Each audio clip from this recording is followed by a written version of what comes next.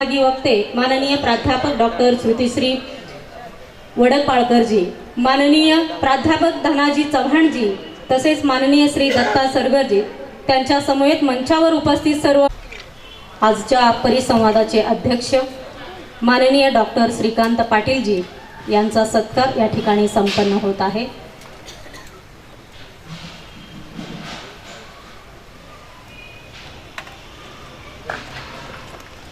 तर टाळ्या वाजवून आपण या परिसंवादामध्ये त्यांचे स्वागत करूया। सर, धन्यवाद सर।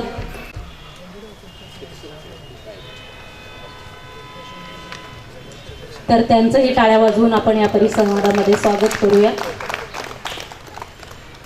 धन्यवाद सर। यानंतर महाराष्ट्र साहित्य परिषद पुणे शाखा दामाजीनगरच्या वतीने या ठिकाणी संपन्न होत आहे। त्यांचंही टाळ्या वाजवून आपण या परिसंवादामध्ये स्वागत करूया। धन्यवाद सर। यानंतर माननीय श्री गोपाळ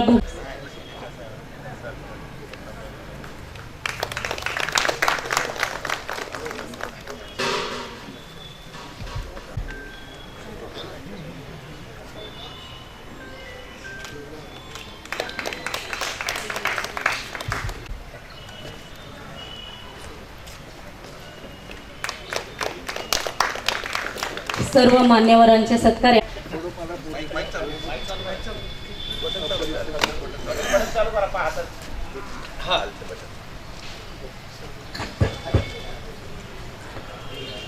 सर्वांचं स्वागत, सर्वांना माझा नमस्कार। छत्रपती शिवाजी महाराज, छत्रपती शाहू महाराज, महात्मा फुले, महामानव बोधिसत्व डॉक्टर बाबासाहेब आंबेडकर आणि संत भूमी मंगळवेढा हिला अभिवादन करतो। आणि मला जी थोडीशी जबाबदारी दिली आहे उद्घाटन करण्याची, आता ते संमेलनाचं उद्घाटन झालं, पण या कार्यक्रमाचं उद्घाटक म्हणून थोडीशी जी जबाबदारी दिली आहे, कारण इतके मान्यवर बोलणार आहे, तर त्यापूर्वी मी एक सामान्य माणूस आहे, त्यामुळे माझं जे मनोगत आहे ते थोडक्यात अगोदर व्यक्त करतो।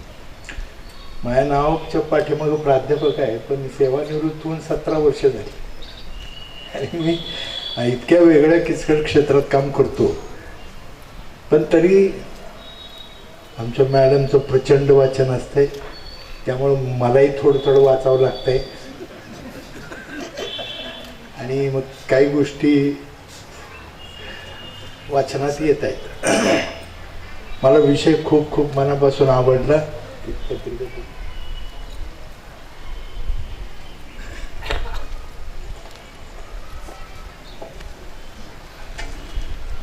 मराठी लेखक भूमिका का घेत नाहीत? प्रश्न तसा खूप गंभीर आहे। अलीकडच्या काळामध्ये, कारण समोर बसलेले इतके मान्यवर आहेत, राज्याचं मंत्रिपद भूषवलेले आजच्या ह्या कार्यक्रमाचे स्वागताध्यक्ष आहेत, त्यांच्या पुढे बोलताना जपूनच बोलायला पाहिजे जरा। तर मग इकडे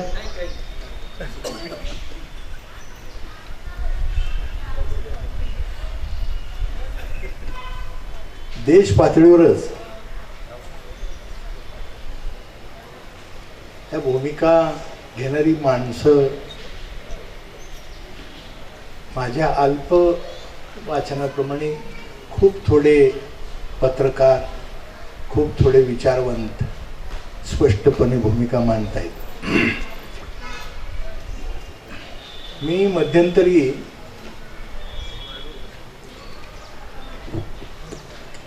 मी लोकसत्तेचा वाचक आहे, आपल्या माहितीकरता सांगतो, म्हणजे तुम्हाला माझ्यापेक्षा जास्त माहिती आहे।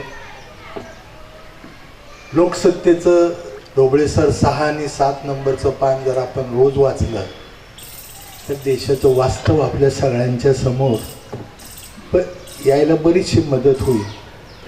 आपल्यापैकी बरेच जण लोकसत्तेचे वाचक किंवा वर्तमानपत्रांचे वाचक आहेत असे मी गृहीत धरतो। त्यामध्ये मी एक लेख वाचला होता, अरे भाई इतना सन्नाटा क्यों। त्या लेखाचं शीर्षक होतं, आपल्यापैकी काही जणांनी तो वाचले असेल, आणि ते काही कोणी सामान्य माणसाने लिहिलेलं नव्हतं. ज्याने महाराष्ट्राच्या म्हणजे महाराष्ट्र टाईमसारख्या वर्तमानपत्राचं सलग 27 वर्ष संपादकपद भूषवलं, ते गोविंदराव तळवलकर यांचे अत्यंत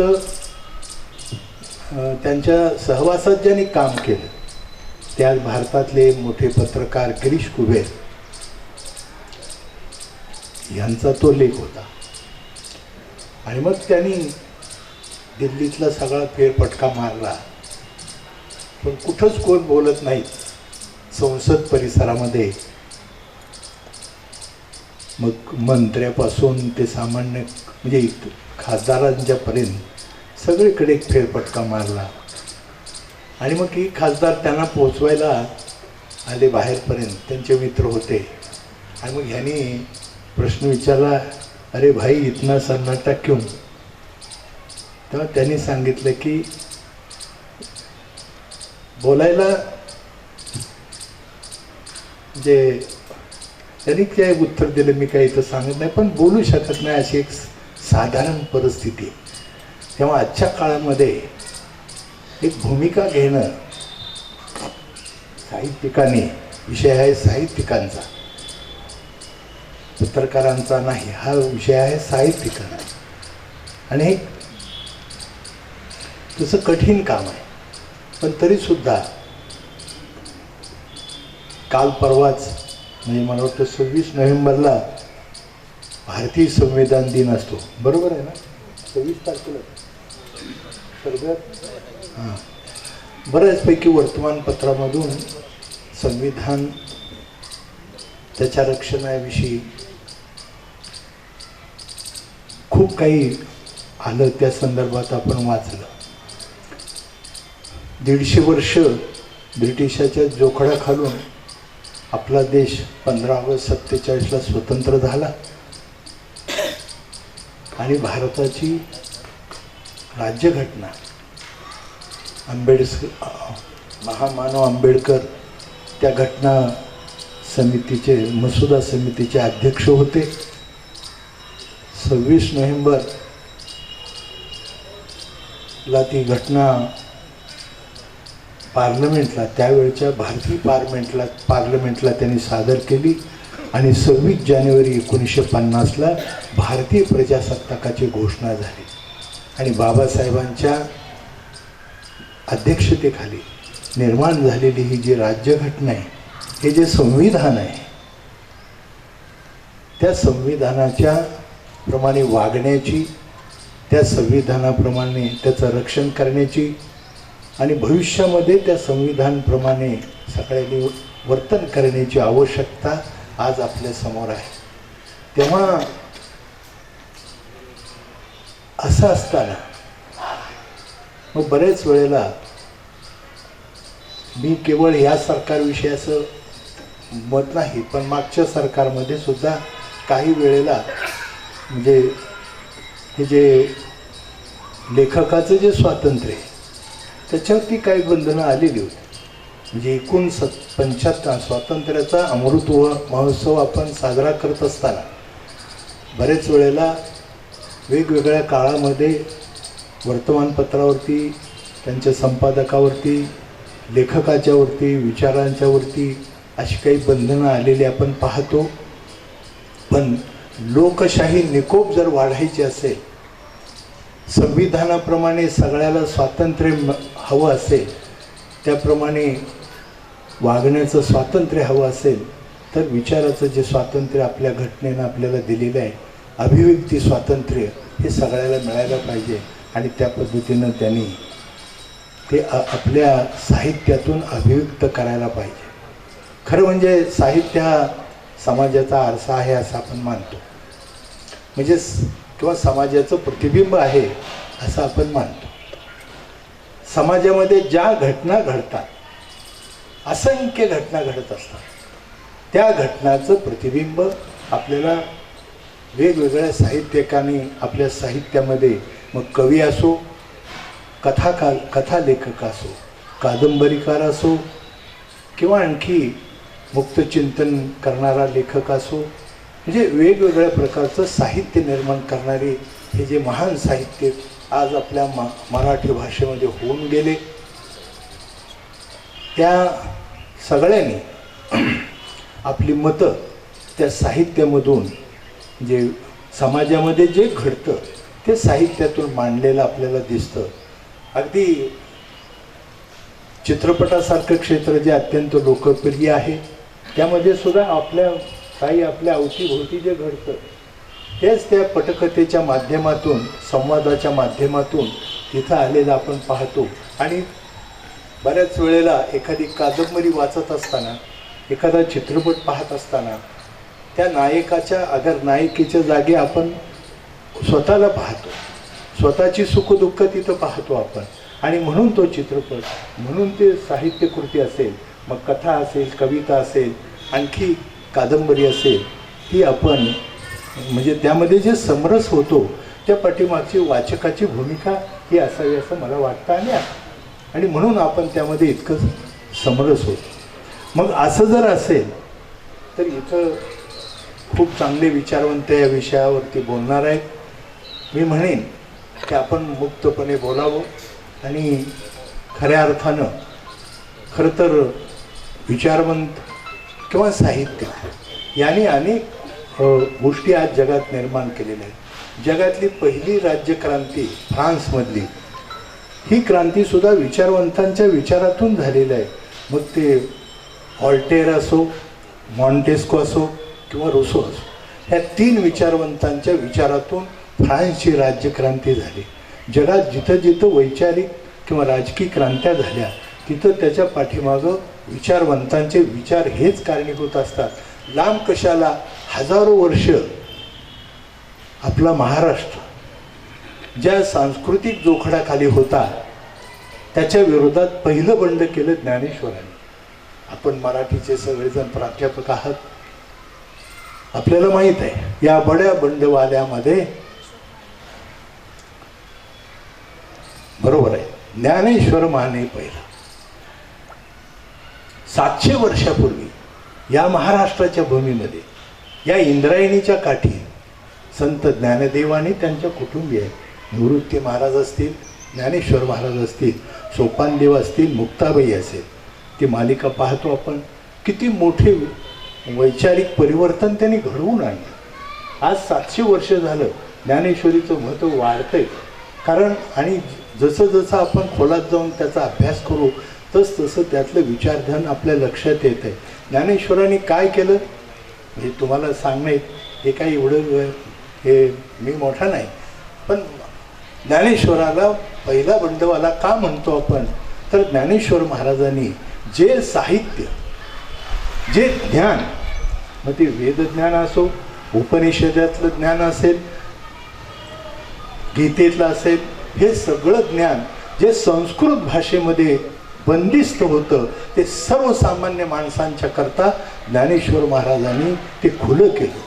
प्राकृत भाषेमध्ये म्हणजे मराठीमध्ये, म्हणजे अमृतातेही पैजा जिंके अशी मायबोली, त्या मायबोलीमध्ये मराठी भाषेमध्ये ज्ञानदेवाने हे सगळं विचारधन आपल्यासाठी खुलं केलं.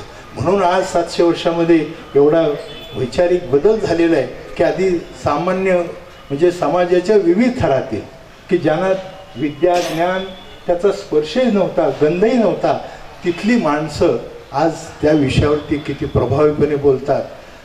आमचे ढोबळे सर इथं 20 वर्ष प्रतिनिधी होते, पण त्यांचं वक्तृत्वच इतकं अमोघ होतं, त्या वक्तृत्वामुळे ते सहज जिंकत गेले.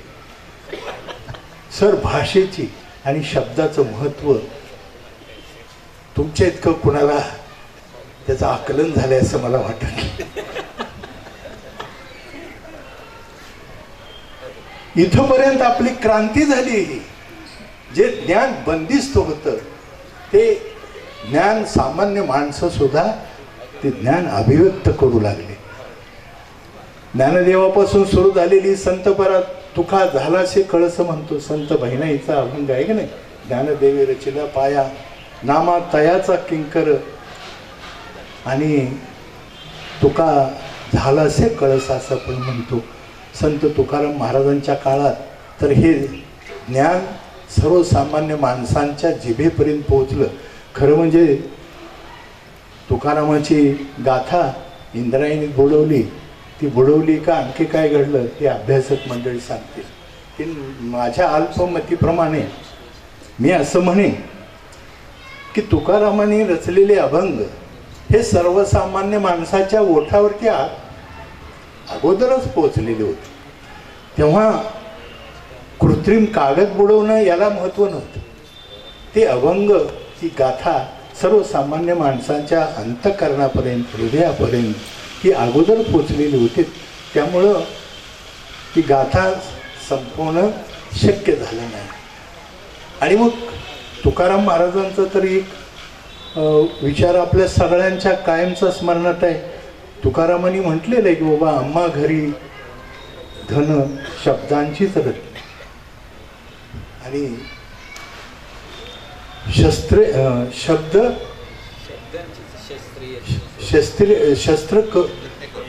शस्त्र करू येत नाही, असं काहीतरी आहे. जरा आता विसरायला लागले. तेव्हा शब्द हे साहित्यिकाचं धन आहे, विचारवंताचं धन आहे. हे नुसतंच धन नाही, तर शब्दांचा वापर आपण शस्त्र म्हणूनही केलेला आहे. आणि तुकारामांचं सगळं साहित्य आपण अभ्यासलं. मी वाचतो थोडं थोडं तुकारामांची गाथा. मी झोपतो त्या बेडवरच ठेवली आहे. मी जमेल तेव्हा एखादा अभंग मी वाचायचा मी प्रयत्न करतो. पण एवढं स्पष्टपणे तुकाराम महाराजांनी या त्यावेळच्या सामाजिक परिस्थितीवरती कोरडे ओढलेले आहेत. त्यांनी शाब्दिक फटकारे ओढलेले आहेत की आपल्याला म्हणजे खऱ्या अर्थाने संतांनी त्याचा शस्त्र म्हणून वापर केला आणि त्यामुळे सामाजिक परिस्थितीमध्ये खूप परिवर्तन घडून आलं. हे आपण आज पाहतो. अहो, लांबचं कशाला, आमच्या मंगळवेळेचं सांगतो आणि थांबतो. याच भूमीमध्ये संत चोखामेळा होऊन गेले. एकटे चोखामेळा नाही, तर त्यांचं अख्खं कुटुंब या भूमीमध्ये होऊन गेले. संत चोखामेळा, त्यांची पत्नी सोयरामेळा, त्यांचा मुलगा कर्ममेळा, त्यांची बहीण निर्मळा आणि त्यांचा मेहुणा बंका. हे 5 संत 700 वर्षापूर्वी एका दलित कुटुंबामध्ये मंगळवेढ्याच्या भूमीमध्ये होऊन जावेत ही सामान्य गोष्ट नाही, हे लक्षात ठेवा. त्याच्यानंतर 200-300 वर्षानं कानोपात्रा सुद्धा याच भूमीत होऊन गेल्या. आपण सगळे संत साहित्याचे अभ्यासक आहात. चोखोबाचे अभंग जर आपण अभ्यासले, कर्ममेळाचे अभंग अभ्यासले, सोयरामेळाचे अभंग अभ्यासले, तर आपल्या सगळ्यांचे हे लक्षात येतं. चोखोबांनी त्यांच्या अभंगातून जे प्रश्न उपस्थित केलेले आहेत, ते प्रश्न पंढरीच्या चावडीवर बसलेला हा पंढरीचा पाटील म्हणजे सगळ्या विश्वाचं आराध्य दैवत पांडुरंग, त्या पांडुरंगाला सुद्धा निरुत्तर करणारे सारे प्रश्न चोखोबांनी आपल्या अभंगातून उपस्थित केलेले आहेत. पंचही भूताचा एकच विटाळ म्हणून सगळ्या मानव जातीच्या देहाची निर्मिती पंचमहाभूतापासून होते, चोखोबांनी सांगितलं. आणि मग पांडुरंगाला विचारलं, हे पांडुरंगा, त्यातला 16 कोण आणि ओवळा कोण? हे का केलंस तू? आम्ही ओवळे का? या प्रश्नाचं पांडुरंग तरी काय उत्तर देणार? चोखोबाचा तरुण मुलगा कर्ममेळा म्हणतो, हे पांडुरंगा, ही नियतीत जन्माला आल्यावर वेदना होतात, दुःख होते, हे तुला माहीत आहे ना? मग तुला जर हे माहीत असेल तर आम्हाला तू ही नियतीमध्ये का बरे जन्म दिलास? काय उत्तर देणार पांडुरंग? मला एवढंच सांगायचं आहे, ही भूमी बंडखोर संतांची भूमी आहे. अनेक संत, महात्मा बसवेश्वर त्यावेळच्या प्रस्थापित परिस्थितीच्या विरोधात मोठं बंड केलं. आणि हे सगळे संत आणि विचारवंत इथं समोर दिलेत पहा. बसवेश्वर, चोखामेळा म्हणजे आता सगळे वाचत बसत नाहीत, आपल्या समोर आहेत. ह्या सगळ्यांनी क्रांतिकारी विचार मांडलेले आहेत. ते समाजाला घाबरले का त्यावेळेला? ते घाबरले नाही. इतक्या प्रतिकूल परिस्थितीमध्ये चोखोबा तर आयुष्यभर त्या महाद्वारात उभा राहून टाहो पडत होता. म्हणजे धाव घेई विटो आता धाव घेई बडवे मज मार. त्याच्या आयुष्यभर आंतरिक इच्छा होती की पांडुरंगाचं दर्शन घ्यावं, पण ते जमलं नाही. 700 वर्षे चोखोबाचा आत्मा त्या महाद्वारात उभा होता. साने गुरुजींच्या प्रयत्नानंतर त्या आत्म्याला मुक्ती मिळाली असं मी म्हणेन. सर्वसामान्य माणसांच्या करता म्हणजे दलितांच्या करता पांडुरंगाचं मंदिर खुलं झालं हे साने गुरुजींच्या उपोषणानंतर. साने गुरुजींना खूप मोठा त्याग करावा लागला एवढ्यासाठी. अशी ही बंडखोरांची, ही संतांची भूमी आहे. आणि या भूमीमध्ये आपण हे 2 दिवसाचं विभागीय साहित्य संमेलन आयोजित केलेलं आहे. आणि यामध्ये हा विषय जो ठेवला आहे तो अत्यंत महत्त्वाचा विषय आहे. प्राप्त परिस्थितीमध्ये, या परिस्थितीत मी विनंती करेन आपल्या इथले जे मान्यवर जे वक्ते आहेत त्यांनी अत्यंत मोकळेपणाने आपले विचार व्यक्त करावेत. मला उद्घाटक म्हणून 2 शब्द व्यक्त करण्याची, खरं म्हणजे मी जास्तच बोललो, थोडं वेळ जास्त, पण तरीसुद्धा माझ्या भावना मी व्यक्त केल्या आणि माझे हे 2 शब्द मी त्याला इथं विराम देतो. धन्यवाद. जय हिंद, जय महाराष्ट्र. धन्यवाद सर. नक्कीच समाजातील वास्तव परिस्थितीबद्दल, मूलभूत प्रश्नाबद्दल टाळ्यांच्या जोरदार कडकडाटामध्ये आपण परिसंवादाला सुरुवात करूया. नमस्कार.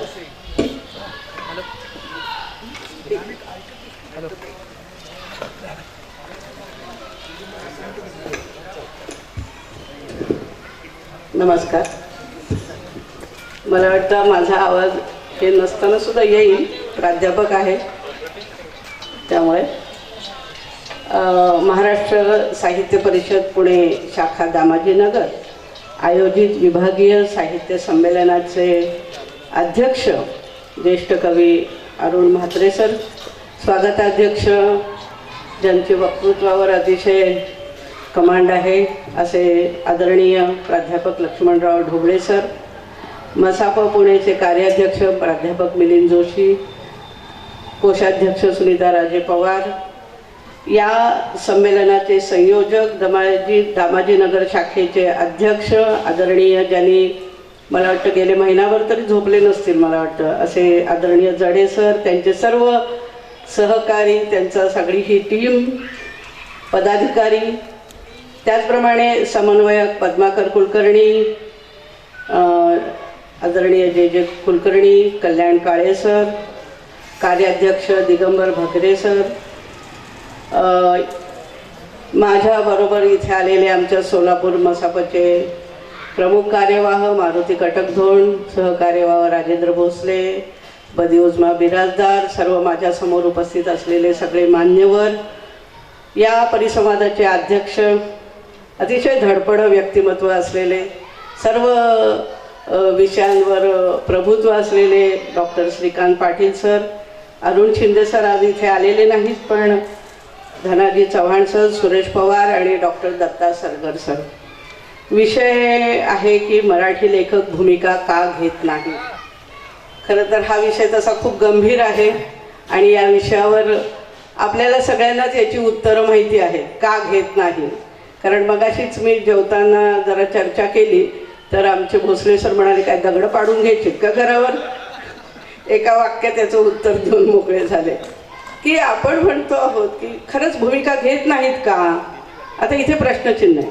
आताच आमचे या परिसंवादाचे उद्घाटक काळुंडे सर यांनी खरंच एका प्राध्यापकासारखंच सर्व समावेशक अशी उद्घाटनपर बोलले. ते मंगळवेढ्याच्या भूमीमध्ये या विभागीय साहित्य संमेलनात हा विषय ठेवला हे इतकं समयोचित आहे, कारण त्यांनी सांगितल्यासारखं इथं जे मान्य आहेत ही सगळी फोटो, हे या सगळ्यांनी एक भूमिका घेतलेली आहे. म्हणजे जर आपण महात्मा बसवेश्वरांचा विचार केला तर 12व्या शतकामध्ये मला नेहमीच असं वाटलेलं आहे की 12व्या शतकामध्ये एक आध्यात्मिक क्रांती झाली आणि ही आध्यात्मिक क्रांती सर्व पंथात झालेली आहे. म्हणजे वारकरी संप्रदायात झाली किंवा वीरशैव लिंगायत समाजात झाली किंवा महानुभाव पंथामध्ये झाली आणि या सगळ्यांनीच एक भूमिका घेतली होती, ती म्हणजे सर्वधर्म समभावाची, समतेची, बंधुतेची आणि सगळ्यांना भक्ती करण्याची एक परवानगी असण्याची भूमिका घेतली. याची सुरुवात बसवेश्वरांनी याच भूमीमध्ये केलेली आहे.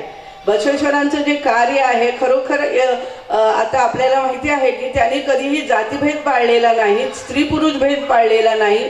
त्यांनी सर्वांना समान समजलं, सर्वांना समान न्याय दिला, बंधुतेची एक क्रांती केली. ही एक भूमिका त्यांची ठाम होती आणि त्यांनी ती भूमिका घेतल्यामुळेच त्या काळात क्रांती झाली.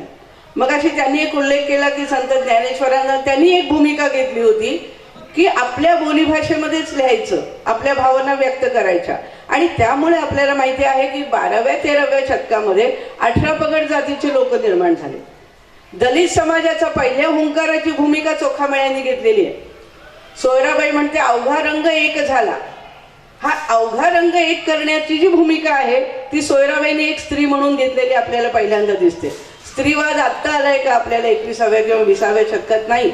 सोयराबाईंनी त्यावेळेस ही भूमिका घेतलेली होती. कानोपात्र तर 13-14 वर्षाची होती, एक गणिकेची मुलगी असून सुद्धा भक्तीमध्ये इतक्या श्रेष्ठ तत्वाला जाऊन पोहोचली कारण तिची एक ठाम भूमिका होती. भूमिका घेतल्याशिवाय आपल्याला पुढे जाता येणार नाही. प्रत्येक लेखक एक भूमिका घेऊनच लिहित असतो, जगत असतो. अर्थात ती मांडणं किंवा न मांडणं हा त्यांचा प्रश्न आहे, त्याला अनेक कारण आहेत, मी त्याच्या पुढे जाईल. पण भूमिका म्हणजे नेमकं काय? भूमिका घेत नाही. मग भूमिका म्हणजे काय? भूमिका घेणं म्हणजे एखादी विचारसरणी ती आत्मसात करणं, त्या विचारसरणीवर ठाम राहणं, ती विचारसरणीसाठी आग्रह धरणं, ती विचारसरणी पटवून देणं आणि त्याच विचारसरणीच्या माध्यमातून लेखन करणं. मराठी लेखक अशी भूमिका घेत होते का? आणि घेत असतील तर कशा प्रकारे घेत होते याचा जर आपण विचार केला तर आता भूमिका म्हणजे मी सांगितलं तुम्हाला की एखादी गोष्ट त्याच्यावर ठाम असणं, त्याच्या विरोधी जर कुणी काही बोलायला लागलं तर त्याला विरोध करणं. आता ही जी भूमिका आहे ही भूमिका कोणत्या बाबतीत आहे, कोणत्या प्रकारची आहे? भूमिका अनेक प्रकारच्या असतात. त्याच्यामध्ये राजकीय आहे, त्याच्यामध्ये सामाजिक आहे, त्याच्यामध्ये सांस्कृतिक आहे, त्याच्यामध्ये ऐतिहासिक घटनेबाबत आहे, त्याच्यामध्ये तात्विक भूमिका आहे, तत्कालीन परिस्थितीविषयी सुद्धा भूमिका असतात. भूमिका ह्या वेगवेगळ्या प्रकारच्या आहेत. ह्याच्यातल्या ज्या तात्विक भूमिका आहेत किंवा याच्यामध्ये ज्या सांस्कृतिक भूमिका आहेत त्या एवढ्या गंभीर नाही आहेत. कारण आता जर आपण बघितलं असेल, तुम्हाला माहिती आहे की 19व्या शतकामध्ये पुण्यामध्ये एक परिसंवाद झाला असाच. विषय काय होता तर स्त्रियांनी सकच्छ साडी नेसायची का विकच्छ साडी नेसायची, हा सांस्कृतिक भूमिका असणाऱ्यांचा प्रश्न होता की स्त्रियांनी नेमकं काय करायचं. त्या प्रश्नाचा किंवा त्या भूमिकेचा परिणाम तत्कालीन तेवढ्या समाजावरच झाला. पण राजकीय बाबतीमध्ये किंवा सामाजिक बाबतीमध्ये भूमिका घेणं फार महत्त्वाचं आहे. राजकीय बाबतीमध्ये भूमिका घेणं ही खरोखर समाजाला न परवडणारी गोष्ट आहे. कारण आपण बघतो आहोत की राजकीय विचारधारेचा समाजावर परिणाम होत असतो, समाजाच्या हितावर परिणाम होत असतो. आणि म्हणून आपल्याकडे असंही म्हटलं जातं यथा राजा तथा प्रजा.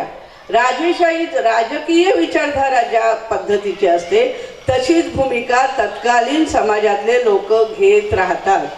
आपण जर इतिहास बघितला असेल की या इतिहासामध्ये या राजकीय भूमिकेनुसार तत्कालीन लेखकांनी लेखक केलेले आहे आणि केलेलेही नाही आहे. एकनाथांचं एक अर्जदास्त प्रकरण आहे, त्याच्यामध्ये तत्कालीन समाजामध्ये जी आदिलशाही असेल किंवा जी पैठण किंवा या परिसरामध्ये जी कुतुबशाही होती या सगळ्यांचा परिणाम त्या काळच्या लेखनावर झालेला दिसतो आपल्याला. आणि म्हणून लेखक ज्यावेळेस भूमिका घेतात त्यावेळेस बऱ्याच वेळा राजकीय विचारधारेचा परिणामही त्यांच्या लेखनावर झालेला असतो. सत्ता जशी बदलली तशी आपली भूमिका बदलायची का, हा एक मोठा लेखकांसमोर प्रश्न असतो. आता हा ज्याचा त्याचा प्रश्न आहे. सत्ता बदलली की लेखकांनी भूमिका बदलायची का? बऱ्याच जणांना असं वाटतं की आम्ही जर सत्तेच्या विरोधात गेलो तर आम्हाला पुरस्कार मिळणार नाही, आमची कुठं कुठं निवड होणार नाही. आणि म्हणून बरेच लेखक असंही करतात की जशी वारा वाईल तशी पाठ जायची, तशी भूमिका बदलत राहतात. पण खरा जो लेखक असतो तो राजकीय विचारधारेच्या प्रमाणे आपली भूमिका बदलत नाही, कारण सत्तेमध्ये सतत बदल होत असतो. त्याच्या भूमिकेत तसा बदल व्हायची आवश्यकता नाही. कारण का तर लेखकाने नेहमी शाश्वत गोष्टींवर, शाश्वत मूल्यांवरच ठाम असलं पाहिजे. आपल्याला माहिती आहे की 1885 मध्ये ज्यावेळी काँग्रेसची स्थापना झाली आणि इंग्रजांना विरोध सुरू झाला, त्यावेळेस तत्कालीन लेखकांनी तशा प्रकारची भूमिका घ्यायला सुरुवात केली होती. आणि म्हणून इंग्रजांनी कृष्णाजी प्रभाकर खाडीलकर यांच्या भाऊबंदी नाटकावर बंदी घातली होती. कारण त्याच्यामध्ये रामशास्त्री प्रभूणेंचं जे वक्तव्य होतं ते वक्तव्य त्यांना असं वाटत होतं की हे इंग्रजांना उद्देशूनच म्हटलेलं आहे की काय, आणि म्हणून त्या नाटकावर बंदी घातली. आणि आपल्याला जर इतिहास बघितला असेल, मग तो पाश्चात्य असेल किंवा भारतीय असेल, प्रत्येक राजकीय सत्ताधाऱ्यांनी सगळ्यात जास्त जर कुणाला ते घाबरत असतील, परवाच माझ्या फेसबुकवर आलं होतं की सगळ्यात श्रेष्ठ काय, पैसा, सत्ता का लेखणी, तर सगळ्यात श्रेष्ठ सगळ्यात भिणारं कुणाला तर लेखणीला घाबरतात. कारण लेखणीची जी एक शक्ती आहे ती शक्ती समाजावर प्रभाव करू शकते. आणि म्हणून काही लेखक जे असतात की जे आपली मतं किंवा आपले विचार कायम ठेवत नाहीत किंवा त्याच्यावर ठाम राहत नाहीत. पण मराठीचा जर इतिहास बघितला आत्तापर्यंतचा, मी हे जे बोलते आहे हे 20व्या शतकापर्यंतचं माझं निवेदन असेल की आपल्याला माहिती आहे की सुरुवातीपासून मराठी लेखकांनी एका भूमिकेनेच लेखन केलेलं आहे. आत्ताच यांनी उल्लेख केला मगाशी जसा संत ज्ञानेश्वरांचा की बोलीभाषेमध्ये मराठीमध्ये लेखन करणं ही खरं तर तत्कालीन पद्धत नव्हती, परंतु ज्ञानेश्वरांनी ती सुरुवात केली आणि त्यामुळे सर्वसामान्यांनी आपल्या भावना आपल्या भाषेमध्ये व्यक्त करायला सुरुवात केली. एखाद्या लेखकाच्या भूमिकेचा परिणाम म्हणजे जर त्यांनी एका विशिष्ट भूमिकेतनं लेखन केलं असेल तर तत्कालीन समाजावर किंवा नंतरच्याही लेखकांवर तो परिणाम होत असतो. जसा ज्ञानेश्वरांच्या मराठीतून लेखनाचा परिणाम नंतरच्या संतांवर झालेला आपल्याला दिसतो. आणि म्हणूनच मराठीमध्ये संतांचे अभंग आले, बोलीभाषेत आले, त्याच्यात भक्ती असेल, पण भक्तीबरोबर तत्कालीन समाज जीवनसुद्धा आपल्याला दिसून येतं. पंडिती साहित्यामध्ये मात्र आपल्याला हे दिसत नाही. पंडिती साहित्यिकांनी पौराणिक किंवा आर्ष साहित्यावरच लिहिण्यावर भर दिला आणि त्यामुळे काय झालं की राजकीय दृष्टीने त्याच्यावर आक्षेप घेतला गेला पंडिती साहित्यांवर.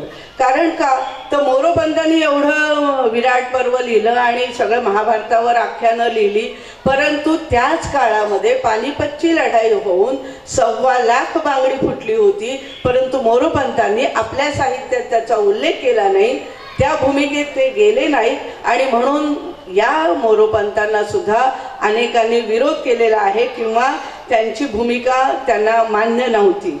लेखकांनी कोणती भूमिका घ्यायची, आता हा एक प्रश्नच आहे. आता भूमिका का घेत नाही हा जर प्रश्न असेल तर कोणती भूमिका घ्यायची. आता सर्वसामान्य लोकांचं म्हणणं असं असतं की आम्हाला जे वाटतं ते लेखकांनी लिहावं. राजकीय लोकांना असं वाटतं की आम्हाला जे वाटतं ते लिहावं. कालच मी माझ्या PhDच्या मॅडमशी अशी बोलत होते. त्यांचा मुलगा खूप मोठा मुंबई विद्यापीठामध्ये अर्थशास्त्राचा प्राध्यापक आहे, RBIवर तो काम करतो. आणि त्यांनी सांगितलं की माझ्या मुलाला बोलवलंय मुंबई विद्यापीठामध्ये व्याख्यानाला, पण त्यांनी एक अट सांगितली आहे. म्हटलं काय हो, आजच्या आर्थिक परिस्थितीच्या विरोधात बोलायचं नाही, तसं असेल तर या. म्हणजे हे स्पष्ट सांगताय. लक्षात घ्या किती गंभीर गोष्ट आहे की मी काय बोलायचं. उद्या मला दडे सरांनी फोन केला असता की आमच्या मंगळवेढ्याविषयी चांगलं चांगलं बोला, आमच्याविषयी चांगलं चांगलं बोला, तर मला प्रश्न पडला असता येऊ का नको मी इथे. ते तसं कधीही करणार नाहीत, मला खात्री किंवा आपण करत नाहीत. परंतु लेखकांनी काय भूमिका घ्यायची हे समाज ठरवतो. समाजाची अशी अपेक्षा असते की लेखकांनी धर्माविरुद्ध, मी कालच एका ठिकाणी वाचलं, पूर्वी देव भोळेपणा होता पण आता धर्म भोळेपणा वाढला. म्हणजे मला प्रश्न पडतोय की एकीकडे आम्हाला स्वप्न दाखवतात की महासत्ता, आधी 2020 म्हणले, 20 गेला, आता 30 म्हणताय, 30 असंच जाणार, 40 असंच जाणार. याला कारण असं आहे की आपली जी मानसिकता आहे, आपण वरचेवर विज्ञानाकडे जाण्याच्या ऐवजी परत प्राचीन इतिहास, आम्ही किती श्रेष्ठ आहे, आम्ही किती मोठे आहोत, आमचे बापदादे किती मोठे होते, तुम्ही काय करताय, या प्रश्नाचं उत्तर आमच्याकडे नाही. आणि ह्या प्रश्नाचं उत्तर ह्यांना नकोच आहे. ह्यांना आम्हाला एका आभासी किंवा कुठल्या तरी जगात रमवायचं आहे. आणि म्हणून धर्माविरुद्ध बोलायचं नाही, पंथाविरुद्ध बोलायचं नाही, राजकीय जी विचारधारा आहे सत्तेवर त्याच्या विरोधात बोलायचं नाही, समाजाच्या हिताविरुद्ध हिताशी बोलायचं. पण समाजाचं हित ठरवणारे कोण आहे? समाजाचं हित काळानुसार परिस्थितीनुसार बदलत असतं. आणि म्हणून आपल्याला ज्यावेळेस लेखकांना एखादी भूमिका घ्यायची असेल त्यावेळेस त्यांना या सगळ्या गोष्टीचा विचार करावा लागतो. आपल्याकडे घेतलंय लोकांनी. आता आपण ज्योतिबा फुल्यांचं उदाहरण घेऊ की तत्कालीन समाजाच्या विरोधात भूमिका घेतली आहे त्यांनी. स्त्री शिक्षणाची भूमिका असेल, विधवा पुनर्विवाहाची भूमिका असेल, किंवा ज्याला आपण म्हणू शूद्र अस्पृश्यांना शिक्षणाची भूमिका असेल, शाहू महाराजांनी आरक्षणाची भूमिका घेतली असेल. ह्या सगळ्या विचारवंतांनी एक भूमिका घेतलेली आहे. आगरकरांनी एक भूमिका घेतली होती आणि त्यामुळे समाजामध्ये क्रांती झाली. ते आपल्या भूमिकेवर ठाम राहिले. त्याचे परिणाम त्यावेळेच्या समाजामध्ये आपल्याला दिसले. त्याच्यानंतरही आम्ही साहित्यिकांनी, मराठी साहित्यिकांनी, नासी फडक्यांचं उदाहरण आहे आपल्याकडे की कलेसाठी कला हीच भूमिका घेऊन त्यांनी लेखन केलेलं आहे. त्यांच्या मते कलेकडे बघताना तुम्ही एक कला म्हणून बघा. पण आपल्याकडे कसं आहे, वि स खांडेकरांची भूमिका जीवनासाठी कला. म्हणजे मी काय लिहावं, मी लिहिलेलं साहित्य एक कला म्हणून चांगलं आहे का समाजाला आवडतंय म्हणून चांगलं आहे का समाजातले तत्व त्याच्यात आली नाहीत म्हणून चांगलं आहे, हे लोक ठरवतात. मला आठवतं मध्ये मी मराठीतील स्त्री आत्मचरित्रांवर माझं PhD होतं. त्यावेळेस मी त्याच्यावर परिचय करून देत होते आणि एक एक लेख लिहित होते केसरीमध्ये. आणि त्याच्यामध्ये हंसा वाडकरच्या आत्मकथनावर मी लिहिलं होतं. आणि त्या वर्तमानपत्रवाल्याने त्या आत्मकथनाचं चित्र वर्तमानपत्रात छापलं होतं. आणि ते चित्र होतं ती हंसा वाडकर अशी लावणीच्या पोजमध्ये असलेली वगैरे वगैरे. आमच्या शेजारचे एक गृहस्थ वयोवृद्ध होते, त्यांना डोळ्याला नीट दिसत नव्हतं. त्यांनी फक्त ते चित्र पाहिलं आणि तरा आमच्या घरी आले. काय लिहितेस तू, लावणीवर लिहितेस तू? म्हणजे मी काय लिहायचं हे त्यांनी ठरवायचं. मी म्हटलं तुम्ही वाचलंय का? म्हणे नाही, मी चित्र बघितलं आणि मग मी आलो. म्हणे मी काय लिहायचं, मी काय बोलायचं, मी कोणती भूमिका मांडायची हे समाज ठरवतो, समाजातले धुरीण ठरवतात. आणि मी त्याच्या विरोधात काही केलं की आम्हाला राग येतो. मराठी साहित्यिकांनी अगदी आपल्याला सुरुवातीपासून एक भूमिका घेतलेली आहे. सगळ्यात महत्त्वाचं उदाहरण आहे दलित साहित्याचं. चोखामण्याने त्याची सुरुवात केलेली आहे. दलित साहित्याची देण सगळ्या भाषिकांना, भारतीयांना मराठी साहित्याने दिलेली आहे. मराठी साहित्याचे हे दोन वेगळेपण आहेत. एक आहे दलित साहित्य. दलित साहित्याची सुरुवात, दलित साहित्यातला विद्रोह, दलित साहित्यातली वेदना ही पहिल्यांदा मराठी लेखकांनी मांडलेली आहे आणि नंतर ती भारतभर गेलेली आहे. बलूत हे स्त्री आत्मकथन दया पवारांचं पहिल्यांदा मराठीत आलं, नंतर दलित आत्मकथन अनेक निघालेली आहे.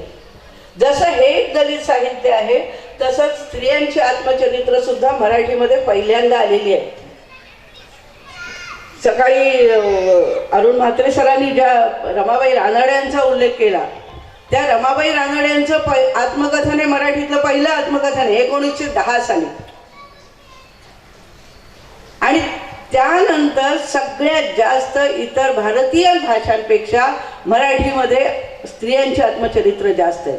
आज त्यांची संख्या जवळजवळ 200 आहे. एवढ्या स्त्रियांनी आणि वेगवेगळ्या क्षेत्रातल्या स्त्रियांनी लिहिणं ही सुद्धा काही साधी गोष्ट नाही. हे मराठीचं वेगळेपण आहे. बंगाली भाषा, पंजाबी भाषा, गुजराती भाषा, इतर भाषेत ही आत्मकथनं अजूनही म्हणाव्या तितक्या प्रमाणात नाहीत. ह्या स्त्रियांची भूमिका हीच होती की माझ्या मनात जे आलेलं आहे, माझं जे जीवन आहे ते सगळ्यांपर्यंत गेलं पाहिजे. अजूनही आपल्याकडे उत्तर भारतामध्ये आजही नवरा जेवायला बसला तर बायको पंख्याने वारं घालते. महाराष्ट्रातली एकही बाई घालणार नाही, घालतही नाही.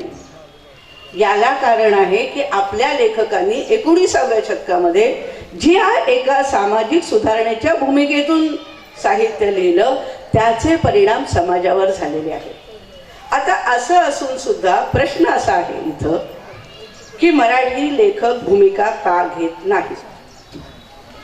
याला काही कारण आहेत, काही सामाजिक कारण आहेत.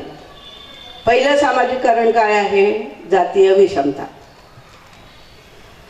शैक्षणिक स्तर आणि अनुभवाची कमी, हे आपण कुणीही मान्य करू की जातीय विषमता आहे आपल्याकडे.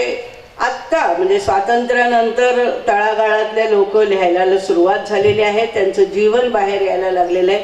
तोपर्यंत त्यांना लिहिता वाचता येत नव्हतं, त्यांना शिक्षणाचा अधिकार नव्हता आणि त्यामुळे काय झालं, ते कधी लिहिलेच नाही. भूमिका का घेत नाही, त्याला कारण आहे की तशी संधी किंवा तशी मानसिकताच आमच्या समाजाची नव्हती. तुम्हाला आश्चर्य वाटेल, मी मला वाटतं 1890 का 92 साली एका आत्मचरित्रात उल्लेख आला होता की तिने लिहिलं की माझ्या आत्याला लिहिता येत होतं, वाचता येत होतं, कारण ती भावाबरोबर लिहायला वाचायला शिकली होती. आणि तिचं लग्न झालं 9व्या वर्षी, ती सासरी गेली आणि सहज तिने काहीतरी एक ओळ वाचली. तर त्या बायकांनी विचारलं, तुला लिहिता येतं, वाचता येतं? तर ती म्हणाली, हो, भाऊ शिकला त्याच्याबरोबर मी शिकले. नवऱ्याने तिला सोडून दिलं. का? तिला लिहिता वाचता येतंय म्हणजे उद्या ती आनंदीबाई पेशव्यासारखी धचा मा करेल. तर तिने असं लिहिलं की ज्या वेळेस त्या आत्यानी नवऱ्याच्या पायावर टाक, पूर्वी टाकाने लिहायचं, ते टाकाचे असे 2 तुकडे केले, त्याच्या पायावर टाक लिहिला आणि शपथ घेतली की याच्या पुढं मी लिहिणार नाही, वाचणार नाही. तेव्हा तिला घरी घेतलं. जर समाज असा असेल तर काय लेखक लिहिणार आणि काय भूमिका घेणार? ही सामाजिक कारणं आहेत. संधी सगळ्यांना नव्हती, शैक्षणिक स्तर सारखा नव्हता आणि जातीय विषमता होती आणि त्यामुळेच सामाजिक कारणामुळे लेखकांनी भूमिका घेतली नाही. का घेत नाहीयेत? का घेऊ शकत नाही आपण? त्याच्यातलं हे एक महत्त्वाचं कारण आहे. अनेक आजही असं आहे समाज की नाही आम्ही कसं लिहायचं, आम्हाला कधी मिळणार, आम्ही काय लिहायचं, आमचं काय जगणं आहे का, आम्ही कशाला मांडायचं, ही भूमिका असल्यामुळे ते घेत नाही. दुसरं सगळ्यात महत्त्वाचं कारण आहे आर्थिक स्थैर्य नाही.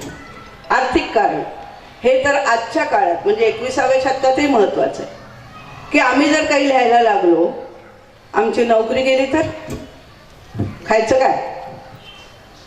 आपण लेखक, मराठी लेखक केवळ लेखनावर जगू शकत नाहीत. मराठीतला एक तरी लेखक दाखवा जो फक्त साहित्यावर लिहितोय. पूर्वी तरी लिहित होते, म्हणजे पुभा भावे हे केवळ असे लेखक होते की ज्यांनी फक्त लेखनावर आयुष्य काढलं, मानधनावर. अलीकडे आमची पुस्तकं छापली जात नाही, ती विकणार कधी, त्याच्यातनं आम्हाला मिळणार कधी, ना आमचं जीवन जगणार कधी. मला वाटतं यांनीच म्हटलं होतं, भालचंद्र नेमाडे किंवा विश्वास पाटील, कुणीतरी असं म्हटलं होतं की मला महिना 2 लाख रुपये द्या, मी मला वाटेल ते लिहितो, सगळ्यांच्या विरोधात लिहितो, काय म्हणाल ते माझं मन मोकळं करीन. आम्ही आज हे करू शकत नाहीत.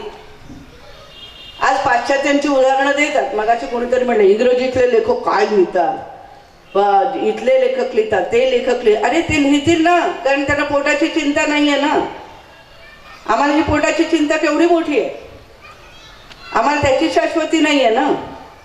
बरं, केवळ मी एकटं कमावून खाल्लं तर गोष्ट वेगळी, मी कसंही जगेल, माझ्यावर कुटुंब आहे सगळं. पुभा भावेंच्या बायकोचं मी आत्मकथन अभ्यासलंय. तिने लिहिलं की मला आयुष्यभर माझ्या दिराकडे जावेच्या तोंडाकडे बघत जगावं लागलं, कारण आमच्याकडे पैसेच नसायचे.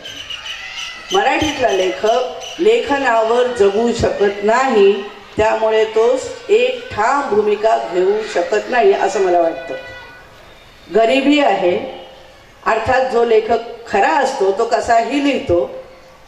चारुता सागरांचं उदाहरण आपल्या सगळ्यांसमोर आहे की ते पिठाच्या गिरणीत कामाला होते किंवा त्यांची स्वतःची पिठाची गिरणी होती आणि तिथं बसून त्यांनी अतिशय सुंदर कथा लिहिल्या, मान्य आहे, पण केवळ त्याच्यावर त्यांना जगता आलं नाही, पिठाची गिरणी चालवावीच लागली.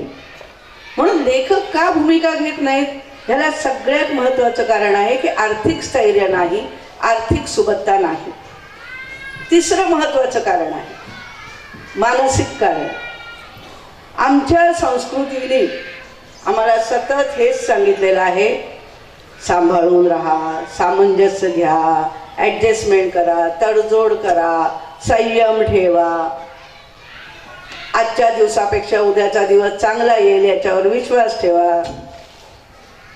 आमची मानसिकता अशी आहे की आम्ही कुणाला विरोध करू शकत नाही. जाऊ दे ना, कशाला भांडायचं, सोडून दे, जाऊ दे, जास्त विचार करू नका, चाललंय ना गाडी, चालू दे. आमची मानसिकता ही आहे. आम्ही तुरुंगात जायला तयार आहेत का? नाही. काय होईल तर होईल, जसं आता मगाशी म्हटले दगड पडले पडू दे, माझं मी बघून घेऊ. आमची तयारी नाही.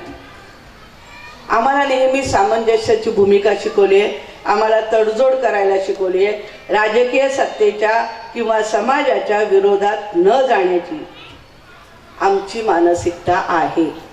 कशी आम्ही ठाम भूमिका घेणार? आम्हाला दिसतंय डोळ्याला हे योग्य नाही आहे. आमचा परवा संविधान दिन झाला, आता त्यांनी उल्लेख केला संविधान, की आमचं संविधान सर्व धर्म समभाव सांगतंय.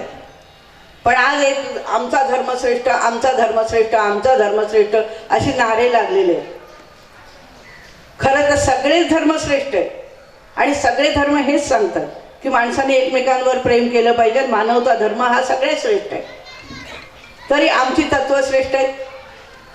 तुम्ही अमुक म्हटलं पाहिजे, तुम्ही तमुक म्हटलं पाहिजे, तुम्ही यांचा जिंदाबाद केला पाहिजे, त्यांचा नारा लावला पाहिजे, आणि त्याच्या विरोधात जाण्याची आमची ताकद नाही. ती चौथं महत्वाचं कारण, धार्मिक. आम्ही अतिशय धर्मवादी आहोत. आपल्याला सगळ्यांना आनंद यादव सरांच्या कादंबरीचं उदाहरण माहिती आहे. तुकारामांबद्दल 1-2 वाक्य त्या कादंबरीत होते म्हणून सगळीच्या सगळी कादंबरी मागे घेतली मेहतांनी. आनंद यादवांना त्याच्यानंतर लिहिण्याची इच्छा उरली नाही. आमच्यात ती क्षमता आहे का? म्हणजे मला इथे जयवंत दळवींची एक थोडीशी गंमत म्हणून सांगते की जयवंत दळवींचं एक फार सुंदर पुस्तक आहे, कुठे तुम्ही वाचा, सारे प्रवासी घडीचे म्हणून. 1930 सालचे एक त्यांनी उल्लेख दिला होता की आम्ही शाळेत होतो आणि आम्हाला एक निबंध लिहायला सांगितला होता, शिवाजी महाराजांचे बालपण. आता शिवाजी महाराजांचे बालपण होते तर आम्ही सगळे चौथीतले पोरं हातात हे घेऊन विचार करत बसलो, काय असेल शिवाजी महाराजांचं बालपण. आम्ही लिहिलं, ते घोड्यावर बसत होते, ते तलवार चालवत होते, ते दांडपट्टा खेळत होते, वगैरे वगैरे. पण आमच्या वर्गात एक नरू नावाचा मुलगा होता. त्यांनी काय लिहिलं शिवाजी महाराजांच्या बालपणात, की शिवाजी महाराज मित्राबरोबर डोंगरावर जात होते, चिंचेच्या झाडावर जात होते, चिंचा खात होते, घरी आलं की माठातलं पाणी पित होते. मग त्यांची आई त्यांना बदडत होती की चिंचेवर पाणी का पितोस म्हणून. आणि असा शिवाजी महाराज सगळ्यांबरोबर खेळत होता. हा निबंध वाचल्यावर शिक्षकांनी त्याला बदडलं, शिवाजी महाराजांविषयी असं लिहितो. आता जर एक विचार केला तर 10-12 वर्षाचा मुलगा 24 तास काय तलवार खेळत असेल का? 24 काय दानपट्टे खेळत असेल का? तोही झाडावर चढत असेल, चिंचा पाडत असेल. पण खरं लिहून नरूनी मार खाल्ला. आमच्याकडे काही लोकांच्या व्यक्तीच्या बाबतीमध्ये किंवा धर्माच्या बाबतीमध्ये आम्हाला खरं सुद्धा लिहिण्याची चोरी आहे. समाज इतका कट्टर होत चाललेला आहे वरचेवर की सत्य पचवायला सुद्धा जी एक हिंमत लागते ती हिंमत आमच्याजवळ नाही. आमच्याजवळ म्हणजे काही समाजातल्या लोकांजवळ नाही. आणि त्यांचा विरोध एवढा तीव्र असतो की त्याला तोंड देण्याची आमच्यामध्ये हिंमत नाही. सांस्कृतिक कारणं पण आहेत, जशी रूढी परंपरा. मी आत्ताच म्हटलं, स्त्रियांच्या बाबतीमध्ये आजही अनेक स्त्रीवादी साहित्य आलंय अलीकडे. स्त्रिया मोकळेपणाने लिहित आहेत, मान्य आहे. पण तरी सुद्धा खरं स्त्री जीवन, खऱ्या मनातल्या भावना कोणती स्त्री आपल्यामध्ये लिहू शकते?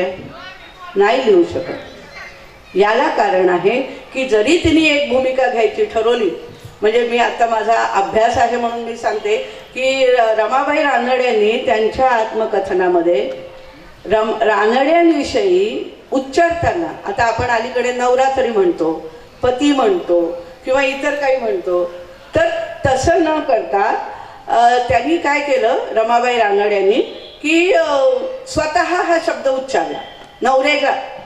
म्हणजे स्वतः असं म्हणणं झालं, स्वतः तसं म्हणणं झालं, वगैरे वगैरे. आणि 1985 साली मल्लिका अमरशीखचा जो आहे तिने काय लिहिलं, नवरा आणि मी 2 भिन्न व्यक्ती आहेत, त्याचा माझा काहीच संबंध नाही. केवढं परिवर्तन आहे. विचार करा. एखादी भूमिका तुम्ही जर घेऊन जगायला सुरुवात केली, लिहायला सुरुवात केली, तर बहुमताचा विचार करावा लागतो आणि बहुमताचे काय परिणाम होतील याचा विचार करत असतो. सत्ताधाऱ्यांचा, मग राजकीय असो, धार्मिक असो, सामाजिक बाबतीत असो, त्यांना आपल्या मताप्रमाणे, विचाराप्रमाणे आणि आपल्याला अनुकूल असंच मत मांडावं असं वाटत असतं. आपल्या विचारधारेच्या विरोधी मत मांडणं हे त्यांना मान्य नसतं. लेखकाच्या लेखणीची ताकद खूप मोठी असते. लेखकाने सत्ताधाऱ्यांचं लालून चांगल करावं, आपल्या तत्वाविरुद्ध केवळ सत्ताधाऱ्यांनाच खुश करण्यासाठी लिहावं आणि बऱ्याच वेळा सत्ताधाऱ्यांची मर्जी राखण्यासाठी लिहावं, पुरस्कारासाठी लिहावं, हे खरं तर योग्य नाही.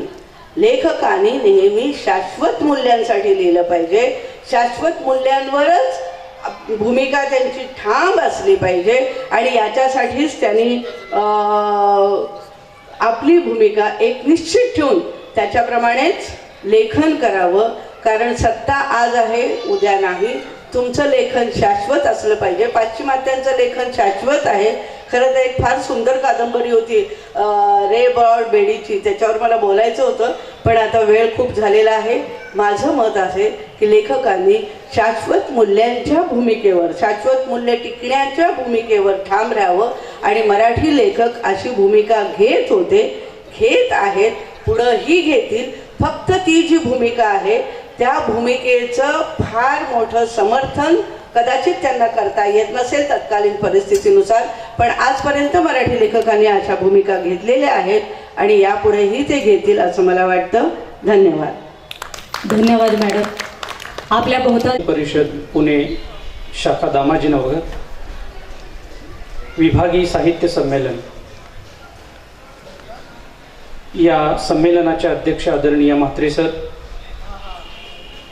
ज्यांनी हे संमेलन आयोजित केले ते आदरणीय जडे सर, महाराष्ट्र साहित्य परिषदेचे सर्व पदाधिकारी आदरणीय मिलिंद जोशी सर, आदरणीय पवार मॅडम, सोलापूर जिल्हा प्रतिनिधी आदरणीय शिंदे सर, आदरणीय कुलकर्णी सर, जे कुलकर्णी सर, या परिसंवादाचे अध्यक्ष आदरणीय डॉक्टर श्रीकांत पाटील सर, उद्घाटक आदरणीय प्राध्यापक शिवाजीराव काळुंके सर, या परिसंवादामध्ये सहभागी वक्ते आदरणीय मॅडम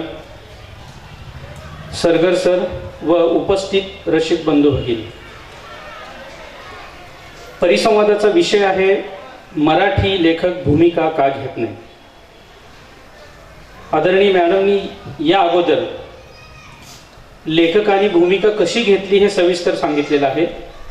भूमिका का घेत नाहीत हे पण मॅडमनी सांगितलेलं आहे. उपलब्ध वेळेमध्ये मला पुढे जाऊन असं सांगायचं की लेखकांनी अशी भूमिका घ्यावी आणि वेगवेगळ्या क्षेत्रात कशी घेता येईल या संदर्भात मी बोलणार आहे. बंधू भगिनींनो, नाना प्रकारचे अनुभव झेलल्याशिवाय माणसाचं व्यक्तित्व समृद्ध होत नाही आणि व्यक्तित्व समृद्ध झाल्याशिवाय जगणं समृद्ध होत नाही. आपलं जगणं समृद्ध करण्यासाठी अनेकांनी वेगवेगळे मार्ग सांगितले. फ्राईडने सुखाचा शोध सांगितला, ॲडलर या मानसशास्त्र तज्ज्ञाने सत्तेची आकांक्षा सांगितली, अनेकांनी पराकोटीची श्रीमंती सांगितली. पण आमचे मार्गदर्शक डॉक्टर दत्ता भोसले यांचं मत असं आहे, आपल्या ओंजळीत पडलेल्या प्रत्येक क्षणाकडे आपण कसं बघतो यावरतीच आपलं जगणं समृद्ध होतं. आणि मला वाटतं हे जगणं समृद्ध करण्यासाठी आणि सकारात्मक आपली विचारधारा निर्माण होण्यासाठी साहित्य महत्त्वाचं कार्य करतं.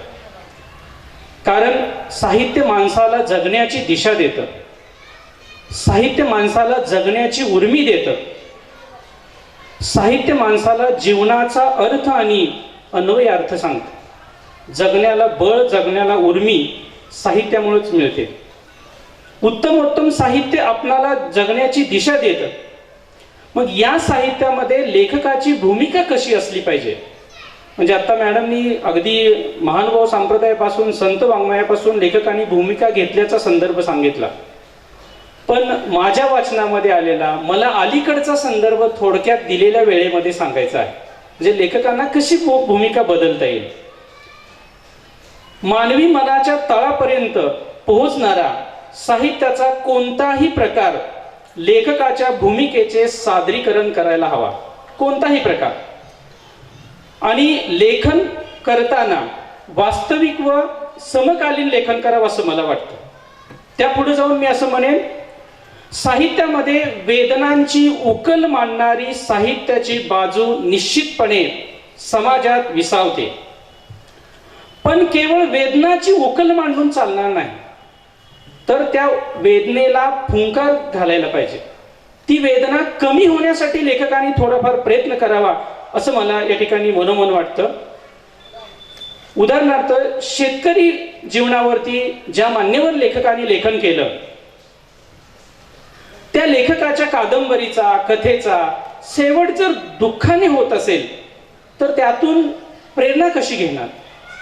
मी जी माझ्या विद्यार्थ्यांना कविता शिकवली, श्रीकृष्ण राऊत यांची वीज, आणि त्या कवितेच्या शेवटच्या चरणात कवी म्हणतात, बघतो कसा पाऊस पडत नाही, माझ्या शेतातच वीज पेरली आहे.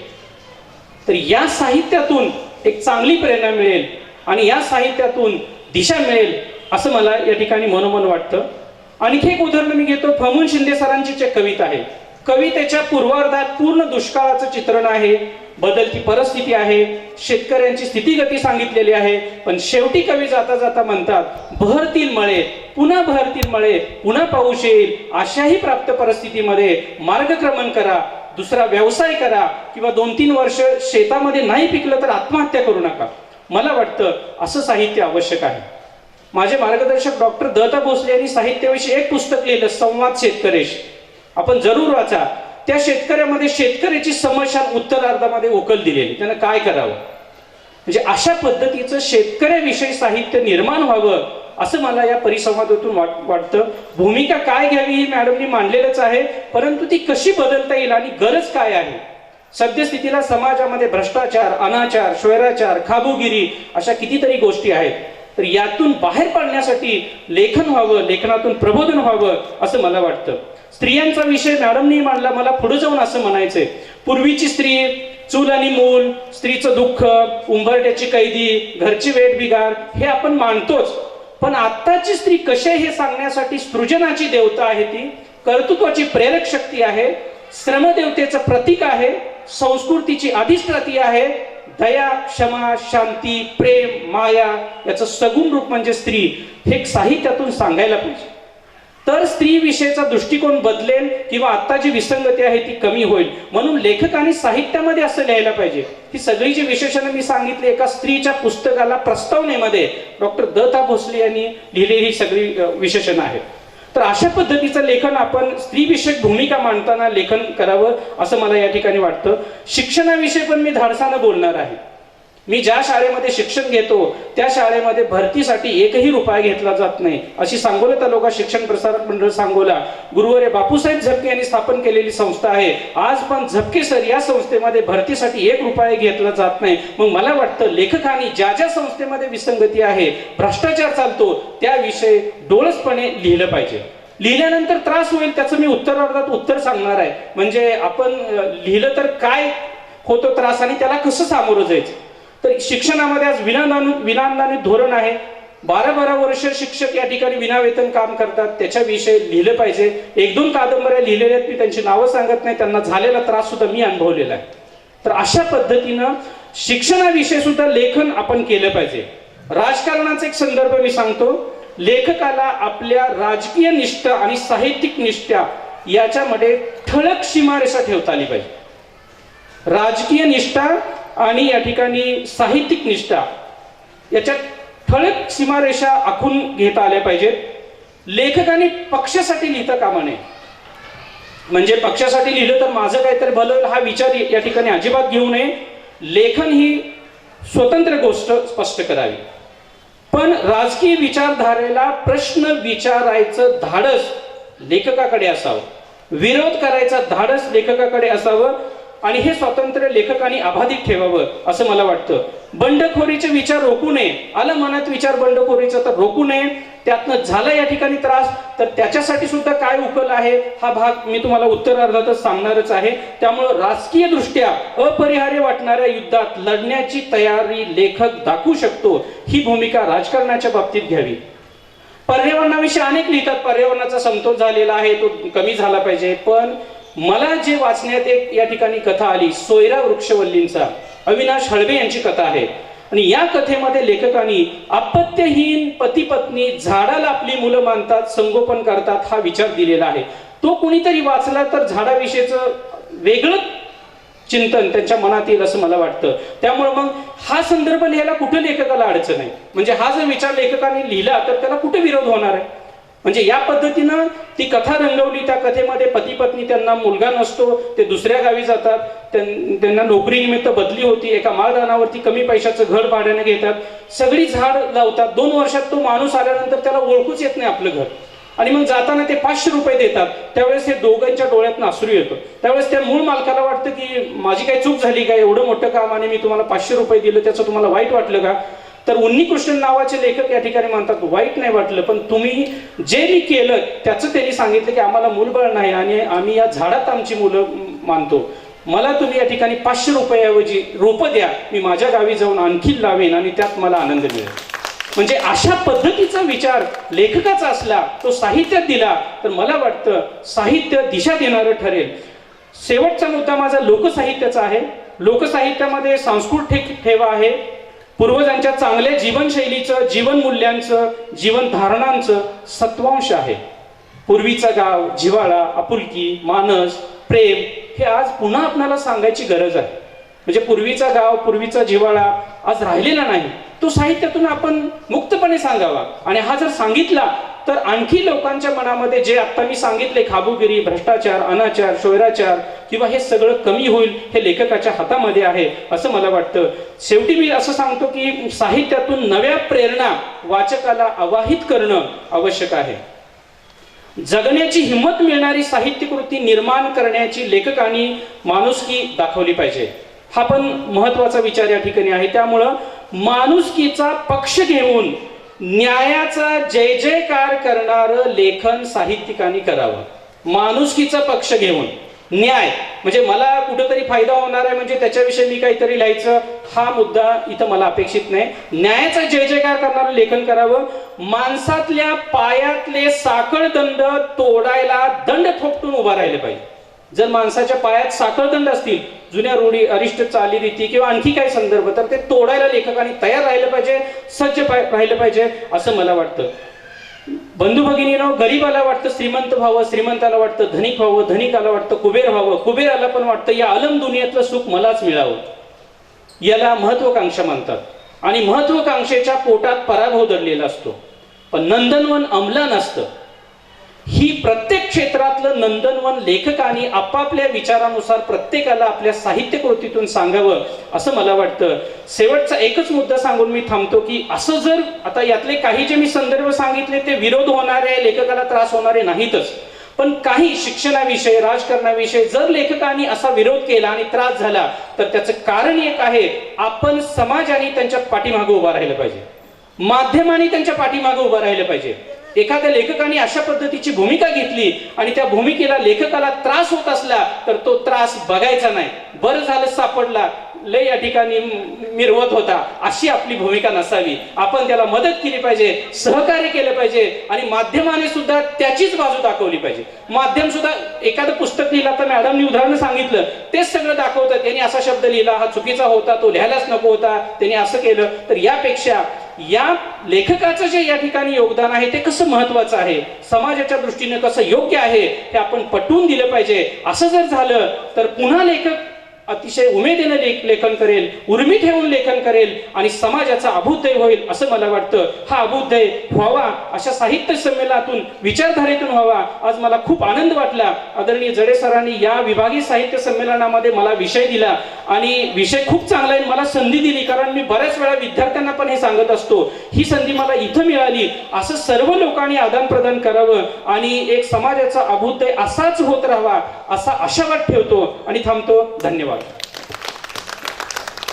धन्यवाद सर.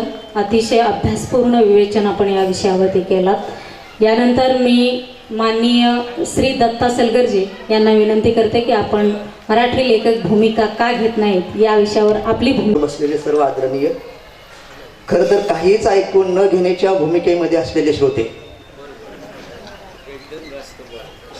अशा मानसिक अवस्थेत लेखकाने भूमिका आणि वक्त्यांनी कोणती भूमिका घ्यावी हा माझा पुढचा खरा प्रश्न आहे.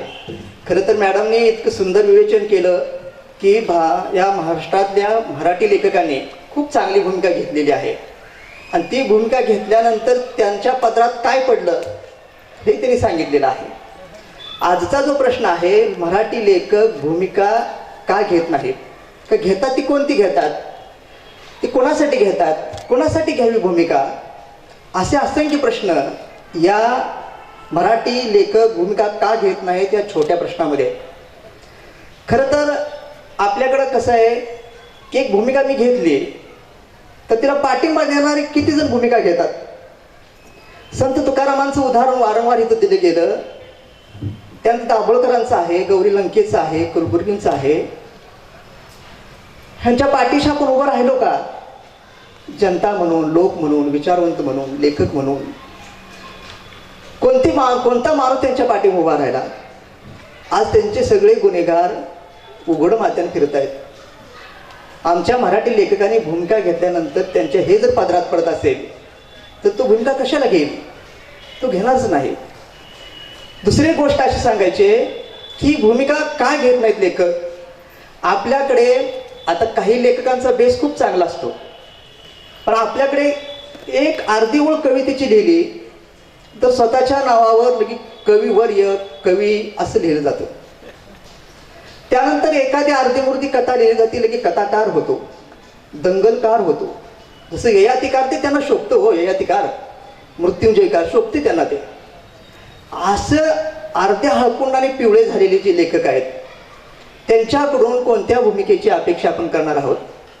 त्यांचा वैचारिक बेसच नाही त्यांना. त्यामुळे ते खऱ्या अर्थानं ना समाजाची भूमिका घेतात, ना साहित्याची भूमिका घेतात. कोणत्याच पद्धतीची भूमिका न घेणे ही त्यांची भूमिका असते. त्यामुळं त्यांचं वैचारिक चिंतन, लेखन, चिकित्सक बुद्धी असं फारसं त्यांच्यात दिसत नाही. आणि आज तर अशी कळ्या पाडावीत, भजी पाडावीत अशा कविता पाडल्या जातात आणि त्या लगेच इन्स्टंट, लगेच फेसबुक काय सगळं असं माहिती आहे तुम्हाला, त्या टाकल्या जातात. अक्षरशः कीव येते त्या सगळ्या साहित्याची, कारण त्यांच्याकडे भूमिका नाही म्हणून त्या अशा कविता लिहितात, कादंबऱ्या लिहितात.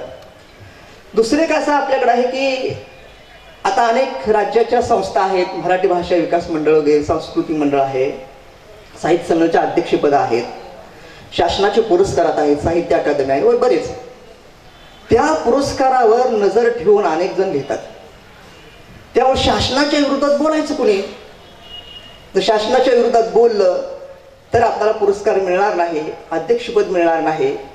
म्हणजे आमच्या लेखनाचे हेतू इतके संकुचित आहेत की आम्ही भूमिकाच घेऊ शकत नाही. खरं तर तुकाराम काय म्हणतो, वेदांचा तो अर्थ आम्हाशी ठावा, ऐराणी व्हावा भार माझा. असं का म्हणाला तो? की मी तुमच्या वेदाच्या बापालाच मी माझ्या मुठीत ठेवलेला असे तो म्हणतो एका कवितेत. किंवा अधमाशी आदम म्हणतो, पैजाऱ्याचे काम पिंडीवरी विंचू आला तेथे पैजाऱ्याचे काम, अधमाशी तो आदम, दया तिचे नाव ते. अगं माहित आहे तुम्हाला, इतकी स्पष्ट भूमिका काय घेऊ शकला तो? त्यांचा वैचारिक बेस किती ताकदीचा होता आणि ते कोणाच्या बाजूने उभे राहिले. आता इथं म्हणाले की आपण लेखकानं कोणाच्या बाजूने उभा राहायला पाहिजे. खरं तर लेखकानं शोषितांच्या, वंचितांच्या, उपेक्षितांच्या आणि ज्यांना कुणीच न्याय दिला नाही अशा लोकांच्या बाजूने उभं राहायला पाहिजे.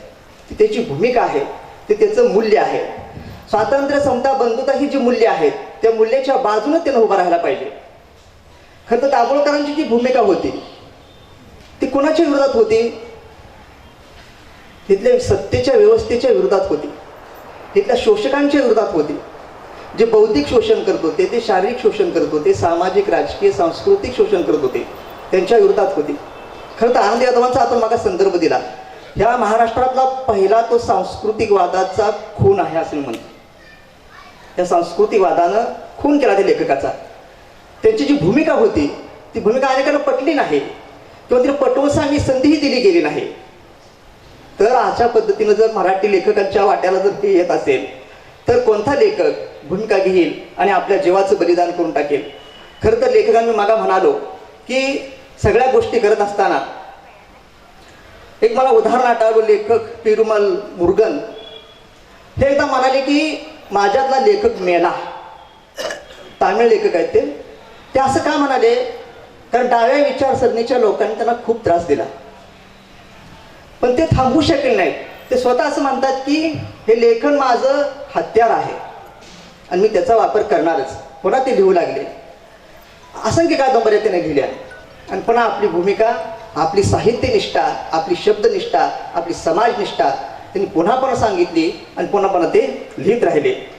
खरं तर दुसरे एक आपल्याकडं गांधी, कोबाड गांधी यांचं एक पुस्तक आहे फ्रॅक्चर्ड फ्रीडम. त्यांना त्याचा अनुवाद झाला आणि यशवंतराव चव्हाण पुरस्कार त्या पुस्तकाला मिळाला. त्यावेळी सुद्धा पुरस्कार नंतर तो पाठीमागे घेतला गेला. त्यावेळी किती मराठी लेखकांनी भूमिका घेतली. खरं तर दुसरे एक लेखक प्रज्ञा दया पवार, हिरंब कुलकर्णी, देशमुख असतील, यांनी अतिशय चांगली भूमिका घेतली. त्या ज्या संस्थेवर ते काम करते संस्थेचे राजीनामे देऊन टाकले त्यांनी, पण सदानंद देशमुखांनी दिला नाही राजीनामा. आपण एकीकडे मग असा प्रश्न विचारला की लेखकांनी व्यवस्थेच्या विरुद्ध प्रश्न विचारला पाहिजे. मी तर म्हणतो आता व्यवस्था उद्ध्वस्त केली पाहिजे.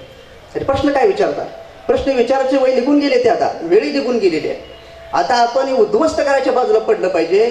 कारण मी सांगेल ते तुम्ही लिहा असं जर म्हणणारी व्यवस्था असेल तर लेखकाची खूप मोठी भूमिका आहे. लेखकाची भूमिका इतकी महत्त्वाची आहे की तुमच्याकडे आता कोणत्या माणसावर विश्वास ठेवावा, इतकं अविश्वसनीय जग झालं असताना फक्त लेखकच असा माणूस आहे की त्याच्यावर विश्वास ठेवावा. त्या तर माणसाला निदान ह्या समाजाला दिशा देणारं, ह्या समाजाला मार्गक्रमण करणारं असं काहीतरी लिहावं आणि ती भूमिका घेऊनच लिहिलं पाहिजे. तरच खऱ्या अर्थानं त्या समाजाचं भलं होणार आहे. मला दिलेल्या वेळेत मी फार थोडक्यात मांडलं, कारण हे सगळं लिहून आणलं होतं, पण ते मी बाजूला ठेवलं आणि माझ्या चिंतनातून जे आलं ते मांडलेलं आहे. धन्यवाद. धन्यवाद सर. मराठी लेखक भूमिका का घेत नाही या परिसंवादात महाराष्ट्र साहित्य परिषद पुणे शाखा दामाजीनगर यांच्या वतीनं आयोजित या विभागीय साहित्य संमेलनासाठी या परिसंवादाचे सन्माननीय उद्घाटक काळुंगे सर, या परिसंवादातील दुसरे मान्यवर भगरे सर, या परिसंवादातील सहवक्ते आदरणीय वडकबाळकर मॅडम, प्राध्यापक चव्हाण सर आणि दत्ता सरगर सर आणि व्यासपीठासमोरील मराठी लेखक भूमिका का घेत नाहीत हे ऐकण्याची भूमिका जिज्ञासू वृत्तीनं मणिमानशी ते ठाम ठरवून तो हिया घेऊन त्या भूमिकेत बसलेले सगळे रसिक श्रोते जन हो. आदरणीय वक्त्यांनी आपापल्या भूमिका या विषयाच्या अनुषंगाने मांडल्या. वडकबाळकर मॅडमांनी संतांची भूमिका सांगितली, पंडितांची भूमिका सांगितली, अव्वल इंग्रजी काळातल्या लेखकांची भूमिका सांगितली, आजच्या लेखकांची भूमिका सांगितली, स्त्रियांच्या आत्मकथना लेखनाच्या संदर्भातली भूमिका सांगितली आणि कोणत्या भूमिकेतून त्यांनी ते लिखाण केलं ते त्या काळाची गरज म्हणून केलं. त्या अनुषंगानं त्यांनी छान अशा प्रकारे विचारांची पेरणी केली. मराठी लेखकांनी काय भूमिका घ्यावी या अनुषंगाने चव्हाण सरांनी वेगवेगळ्या साहित्य प्रकाराच्या अनुषंगाने आपल्या मतांचं विवेचन आणि त्याचं छान अशा प्रकारचं सादरीकरण या ठिकाणी केलं. आणि अलीकडच्या या साहित्यिकांच्या मध्ये आलेला उथळपणा, एक शब्दप्रयोग सरांनी केला की आदल्या दिवशी कविता लिहायची, दुसऱ्या दिवशी पोस्ट करायची आणि अर्ध्या हळकुंडानं पिवळे झालेले मंडळी, सवंग लोकप्रियतेसाठी झगडणारी मंडळी, त्यांचाही समाचार सरांनी घेतला. वादळाची काय भीती, तेच माझं गीत गाती, या भूमिकेतनं काल लेखक लिहित होते, आज लेखक लिहित आहेत, उद्या लेखक लिहितील. सकाळ झालेली आहे सर, पण सूर्याचा पत्ता नाही. जन्म झालेला आहे, पण श्वासांची स्पंदनं जाणवत नाही. आणि या मंडळीने ज्या गोष्टींचा उहापोह केला, ज्या गोष्टींची उकल केली, त्या चांगल्या भूमिकांची पेरणी मराठी साहित्यात त्या त्या काळातल्या साहित्यिकांनी केलेली आहे. पण आज त्याची उगवण आलेली दिसत नाही. आणि म्हणून परिसंवादासाठी मराठी लेखक भूमिका घेऊन का लेखन करत नाहीत.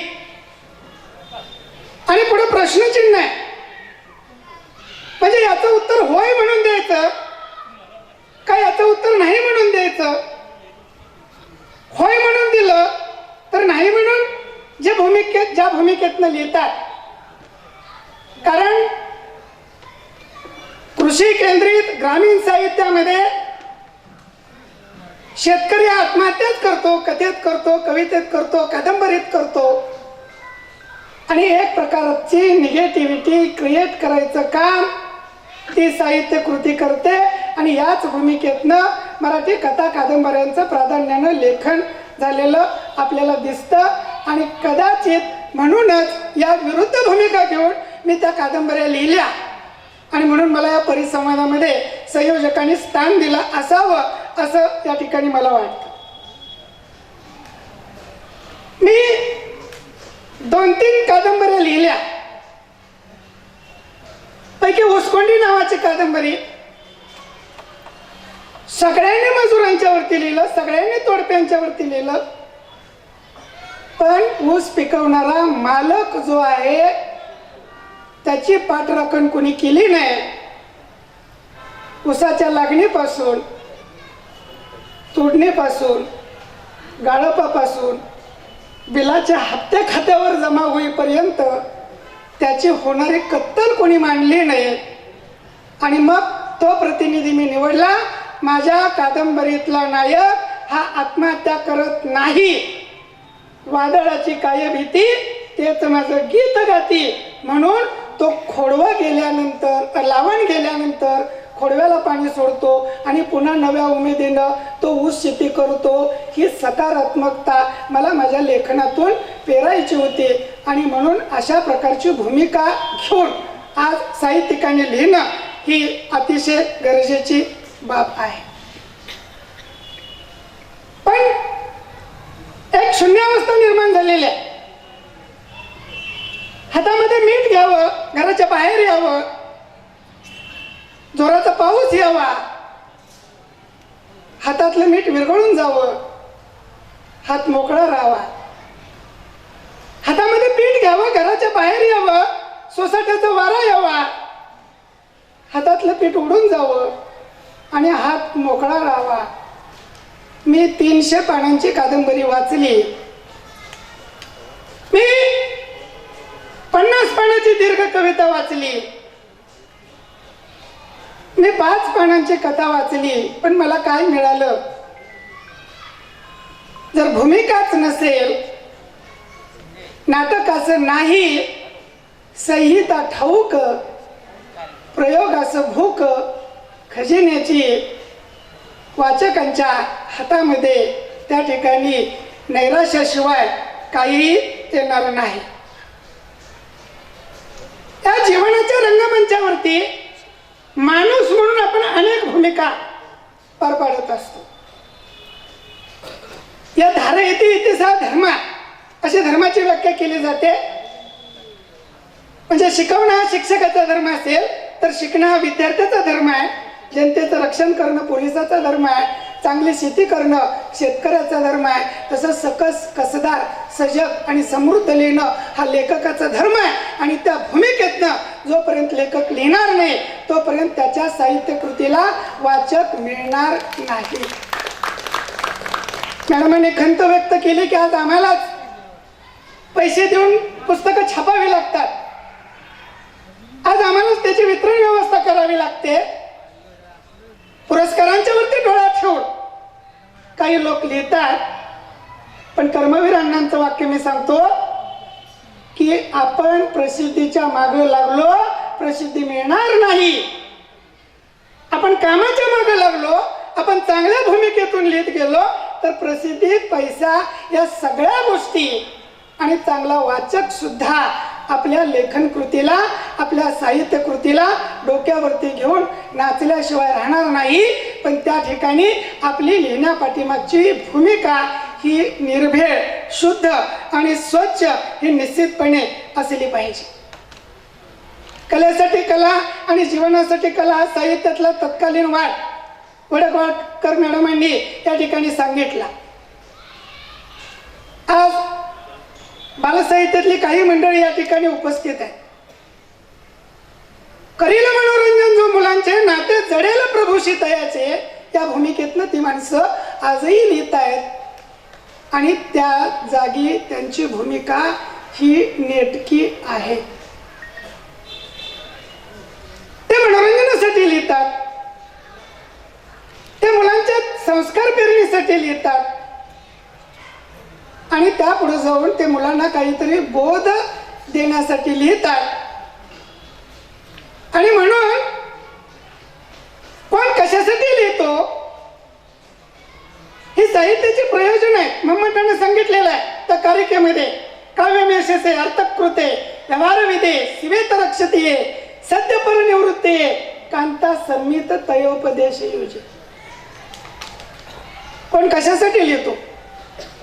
ज्याला केवळ आणि केवळ यश मिळवायचं आहे तो वाचकाला काय आवडणार आहे, त्याला काय पचणार आहे, त्याला काय रुचणार आहे ते सगळं पॅशन अँड इमॅजिनेशन यांचा सगळा फेला करून तो या ठिकाणी वाचकांच्या माती मारेल. मग एक काळ असा होता की बाबा कादंबऱ्यांच्या कादंबरीला लेखन कृतींना त्यांच्या साहित्य संपदेचा अफाट अशा प्रकारचा वाचक वर्ग होता. पण एकही पुरस्कार त्यांना नव्हता.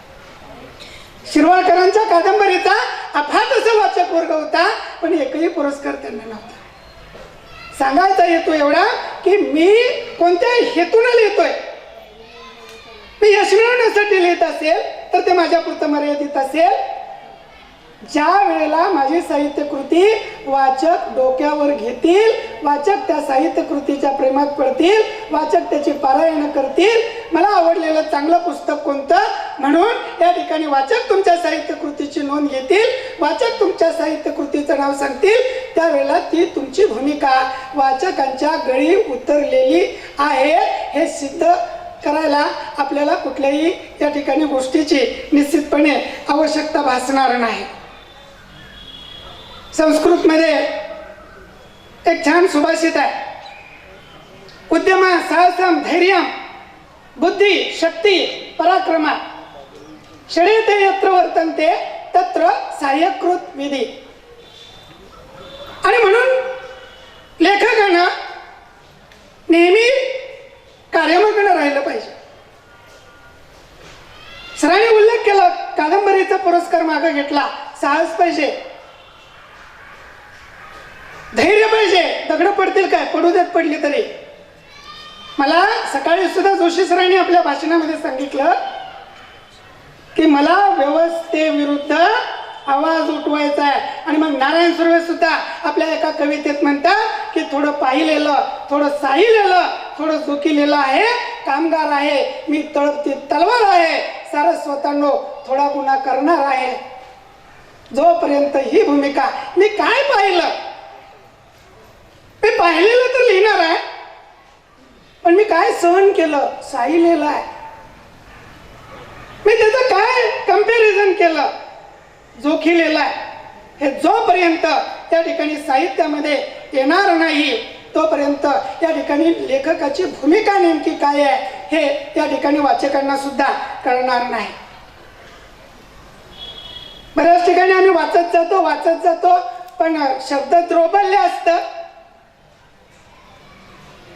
बुद्धी, शक्ती आणि पराक्रम हा त्या गोष्टींचा अभाव असतो आणि मग त्या ठिकाणी परमेश्वर साथ देत नाही. चव्हाण सरांनी एक उल्लेख केला की लेखकांनी कोणत्या भूमिकेतनं लिहिलं पाहिजे. सरांनी यथोचित मतं मांडलीत, पण लोक का लिहित नाहीत त्या भूमिकेतनं? संकोच, धाडशीपणाचा अभाव. मी लिहिलेली कविता काळुंगे साहेबांना आवडेल का? वर्तमान पत्रात प्रसिद्ध झाली, वाचकांना आवडेल का? मी व्हॉट्सअपवर किंवा फेसबुकवर टाकली, किती लाईक मिळतील? हे आभासी जग आहे, त्यावर विश्वास ठेवू नका. एक अभिनंदनाची पोस्ट असेल, खाली तुम्ही श्रद्धांजलीला 10 पोस्ट श्रद्धांजलीचे पडतील. एक श्रद्धांजलीची पोस्ट असेल, तुम्ही हार्दिक अभिनंदन म्हणा, त्या मृतात्म्याचं अभिनंदन 10 लोक करतील. हे आभासी जग आहे आणि म्हणून त्या ठिकाणी त्याला काय वाटेल, तिला काय वाटेल, त्यांना काय वाटेल, तो काय म्हणेल, ते काय म्हणतील, त्यापेक्षा मला काय वाटतंय आणि माझी भूमिका काय आहे या भूमिकेतनं जोपर्यंत मी लिहिणार नाही तोपर्यंत मी माझ्याशी प्रामाणिक असणार नाही. इमानाले इसरला त्याले लेख म्हणू नये, नेक म्हणू नये आणि जन्मदात्याले इसरला त्याले लेख म्हणू नये. हे जोपर्यंत आपल्या आचरणात येणार नाही तोपर्यंत आपली भूमिका त्या ठिकाणी निश्चित होणार नाही. का कोणास ठाऊक, खूप चांगले विषय आमच्या ग्रामीण लोकांच्याकडे असतात,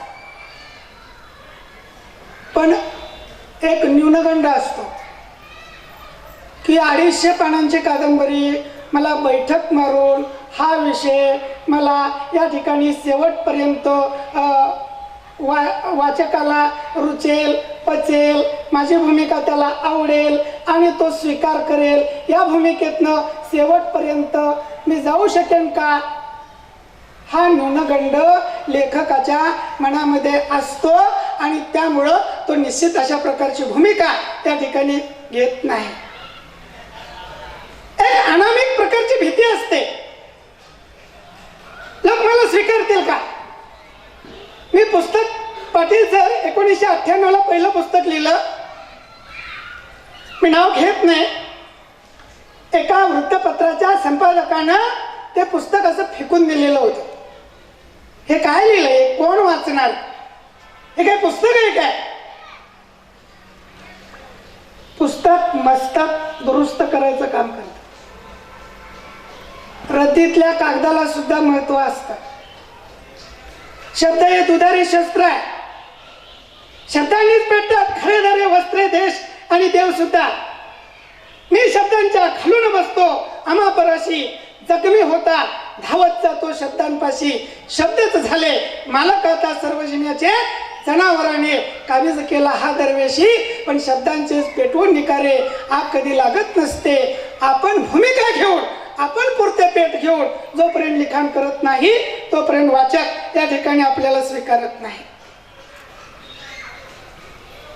एक प्रकारची वैचारिक धुसरता, संभ्रमावस्था किंवा एक प्रकारचा वैचारिक गोंधळ, स्पष्टतेचा अभाव जर असेल तर मला माझी भूमिका मांडता येणार नाही. मी पाणी फिरा नावाची कादंबरी गेल्या वर्षी लिहिली.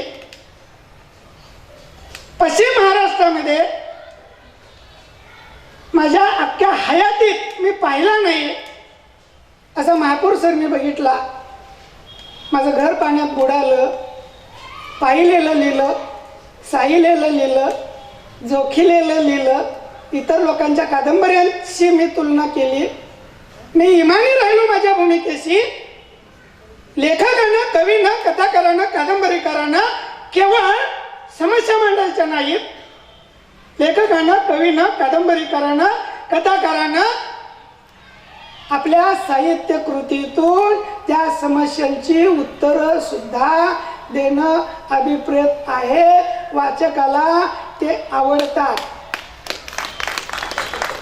अरे महापूर आला, महापूर कायमच येणार आहे. आता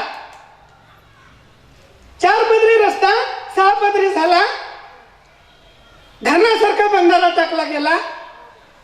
जोपर्यंत त्या राष्ट्रीय महामार्गाला तुम्ही मोऱ्या ठेवत नाही, पाण्याचं निर्गतीकरण होणार नाही, महापुराच्या काळात पाणी प्रवाही होणार नाही, तोपर्यंत महापूर प्रत्येक वर्षी आम्हाला बुडवणार आहे. हे जोपर्यंत वाचकाला, शासनकर्त्यांना जोपर्यंत हा विषय त्यांच्या कानावरती जाणार नाही, सहित साहित्य म्हणजे सहित जे हितकारक आहे त्यांना लोकांचं हितच साधलं गेलं पाहिजे, तोपर्यंत त्या ठिकाणी त्याला काही अर्थ राहणार नाही. आज पुरोगामित्वाचा वसा आणि वारसा आपल्या महाराष्ट्राला लाभलेला आहे. सगळ्या थोरा मोठ्यांच्या नावाचा उल्लेख सकाळपासून या व्यासपीठावरती होतोय, संतांचा उल्लेख होतोय. त्या सगळ्या मंडळींनी त्या काळामध्ये त्यांचं कीर्तन असेल, प्रवचन असेल, निरूपण असेल, वक्तृत्व असेल, लेखन असेल, एक भूमिका घेऊन लिहिलेलं आहे. आणि त्यामुळे ते समाजाला त्या काळात समाजानं जरी त्या मंडळींना विरोध केला तरी ते ही मंडळी आपल्या मतापासून रतीभर सुद्धा या ठिकाणी विचलित झाली नाहीत. वाचकांनी बरं लिहिण्यापेक्षा खरं लिहिलं पाहिजे. आणि ज्याप्रमाणे जंगलचा राजा वनराज सिंह हा काही पावलं गेल्यानंतर एकदा मागं वळून पाहतो आणि मी चालून आलेलं अंतर योग्य आहे का याचं अवलोकन करतो. सर माणसं अवलोकन करतात, सिंह जे अवलोकन करतो त्याला सिंहावलोकन म्हणतात. लेखकानं मी लिहिलेलं आहे ते योग्य आहे का याचं जोपर्यंत लेखक सिंहावलोकन करून आपली भूमिका ठामपणे पुढे नेणार नाही तोपर्यंत वाचक त्याला स्वीकारणार नाहीत. माझी भूमिका निश्चित असली पाहिजे, माझी भूमिका स्वच्छ असली पाहिजे, माझी भूमिका निर्भीड असली पाहिजे, माझी भूमिका स्पष्ट असली पाहिजे आणि माझी भूमिका सकारात्मक असली पाहिजे. Be positive, be free, be happy, be sharp आणि बी अलर्ट, सावध सदा वर्तावे. त्या पंचसूत्रीचा अवलंब करून या ठिकाणी लिहिलं पाहिजे. शेवटी बोधातून सुबोध व्हावा आणि प्रबोधनातून आत्मबोध घडावा अशी ही प्रक्रिया. साहित्य ही मुक्त जीवनाकडून जीवनमुक्तीकडे घेऊन जाणारा राजमार्ग आहे. या राजमार्गावरचे आपण सगळे सहप्रवासी आहोत. एक निश्चित भूमिका इथं सगळी लेखक कवी मंडळी माझ्या ओळखीची आहेत. एक निश्चित भूमिका, एक स्पष्ट भूमिका घेऊन आपण लिहूया आणि मराठी साहित्याची गंगा ज्याप्रमाणे राजा भगीरथानं या ठिकाणी प्रवाहित केली त्याप्रमाणे अखंडित अव्याहतपणे ही गंगा वाहती ठेवूया. ते आपण ठेवाल अशा प्रकारची अपेक्षा त्या ठिकाणी व्यक्त करतो. आणि आपण माझा अध्यक्ष मनोगत, कारण आम्ही वक्ता त्याला म्हणतो की ज्याला किती बोलायचं त्यापेक्षा कुठं थांबायचं हे कळतं. आपण छान ऐकून घेतलं त्याबद्दल मनापासून धन्यवाद देतो आणि थांबतो. जय हिंद, जय महाराष्ट्र. खूपच सुंदर सर. अत्यंत वैचारिक अशा स्वरूपाचा विचाराची देवाणघेवाण या तिघाकडून आणि त्याची सुंदर अशी समीक्षा आदरणीय डॉक्टर श्रीकांत पाटील सरांकडून झाली. बराच या गोष्टीनं उहापोह अशा पद्धतीनं झाला. राष्ट्राचे संत तुकारामापासून अनेकांचे दाखले उदाहरणं देण्यात आली. बरोबर आहे, संत तुकाराम महाराज एक ठिकाणी तुम्हाला माहिती आहे, पुंडलिकाचा कितीतरी जणांनी संतांनी जय जयकार केला, जय जयकार केला. तया पुंडलिके केला उपकार, फेडावया भार पृथ्वीचा. कारण पांडुरंगाला विठेवरती उभा करणारा पुंडलिक किती महान आहे हे अनेकांनी गौरव केला. पण तुकाराम महाराजांचा उल्लेख तुम्ही केला. तुकाराम महाराज किती छाती ठोकपणे त्यांनी लेखन केलं अभंगामध्ये. का रे पुंड्या मातलासी, उभे केले विठ्ठलासी, ऐसा कैसा रे तू धीट, मागे फिरकाविली वीट, उगे झाली 28, अजून का न मनसी बैस. किती छाती टोकपणी हिंमत आहे लेखकाची. का रे पुंड्या म्हणले, ते पुंडलिक सुद्धा म्हणले नाही, मातलासी, उभे केले विठ्ठलासी, ऐसा कैसा रे तू धीट, मागे फिरकाविली वीट, युगे झाली 28, अजून का न बैसी बैस. बाकी ती छाती टोकून त्याचं कारण सांगतो. तुम्ही बऱ्याच जणांनी याच्या कारणाचा उहापोह केलेला आहे. जगद्गुरु तुकाराम महाराजांचं कीर्तन देहूत व्हायचं, पण देहूतला एकही श्रोता त्यांच्या कीर्तनाला जात नव्हता. एकही जण जायचं नाही. छत्रपती आले घोड्यावरून, तडातडा आले घोड्यावरून, उतरले छत्रपती आणि राजवाड्यामध्ये गेले. महाराजांचं जिथं कीर्तन चालू होतं तिथं छत्रपती पुढं मांडी घालून बसले.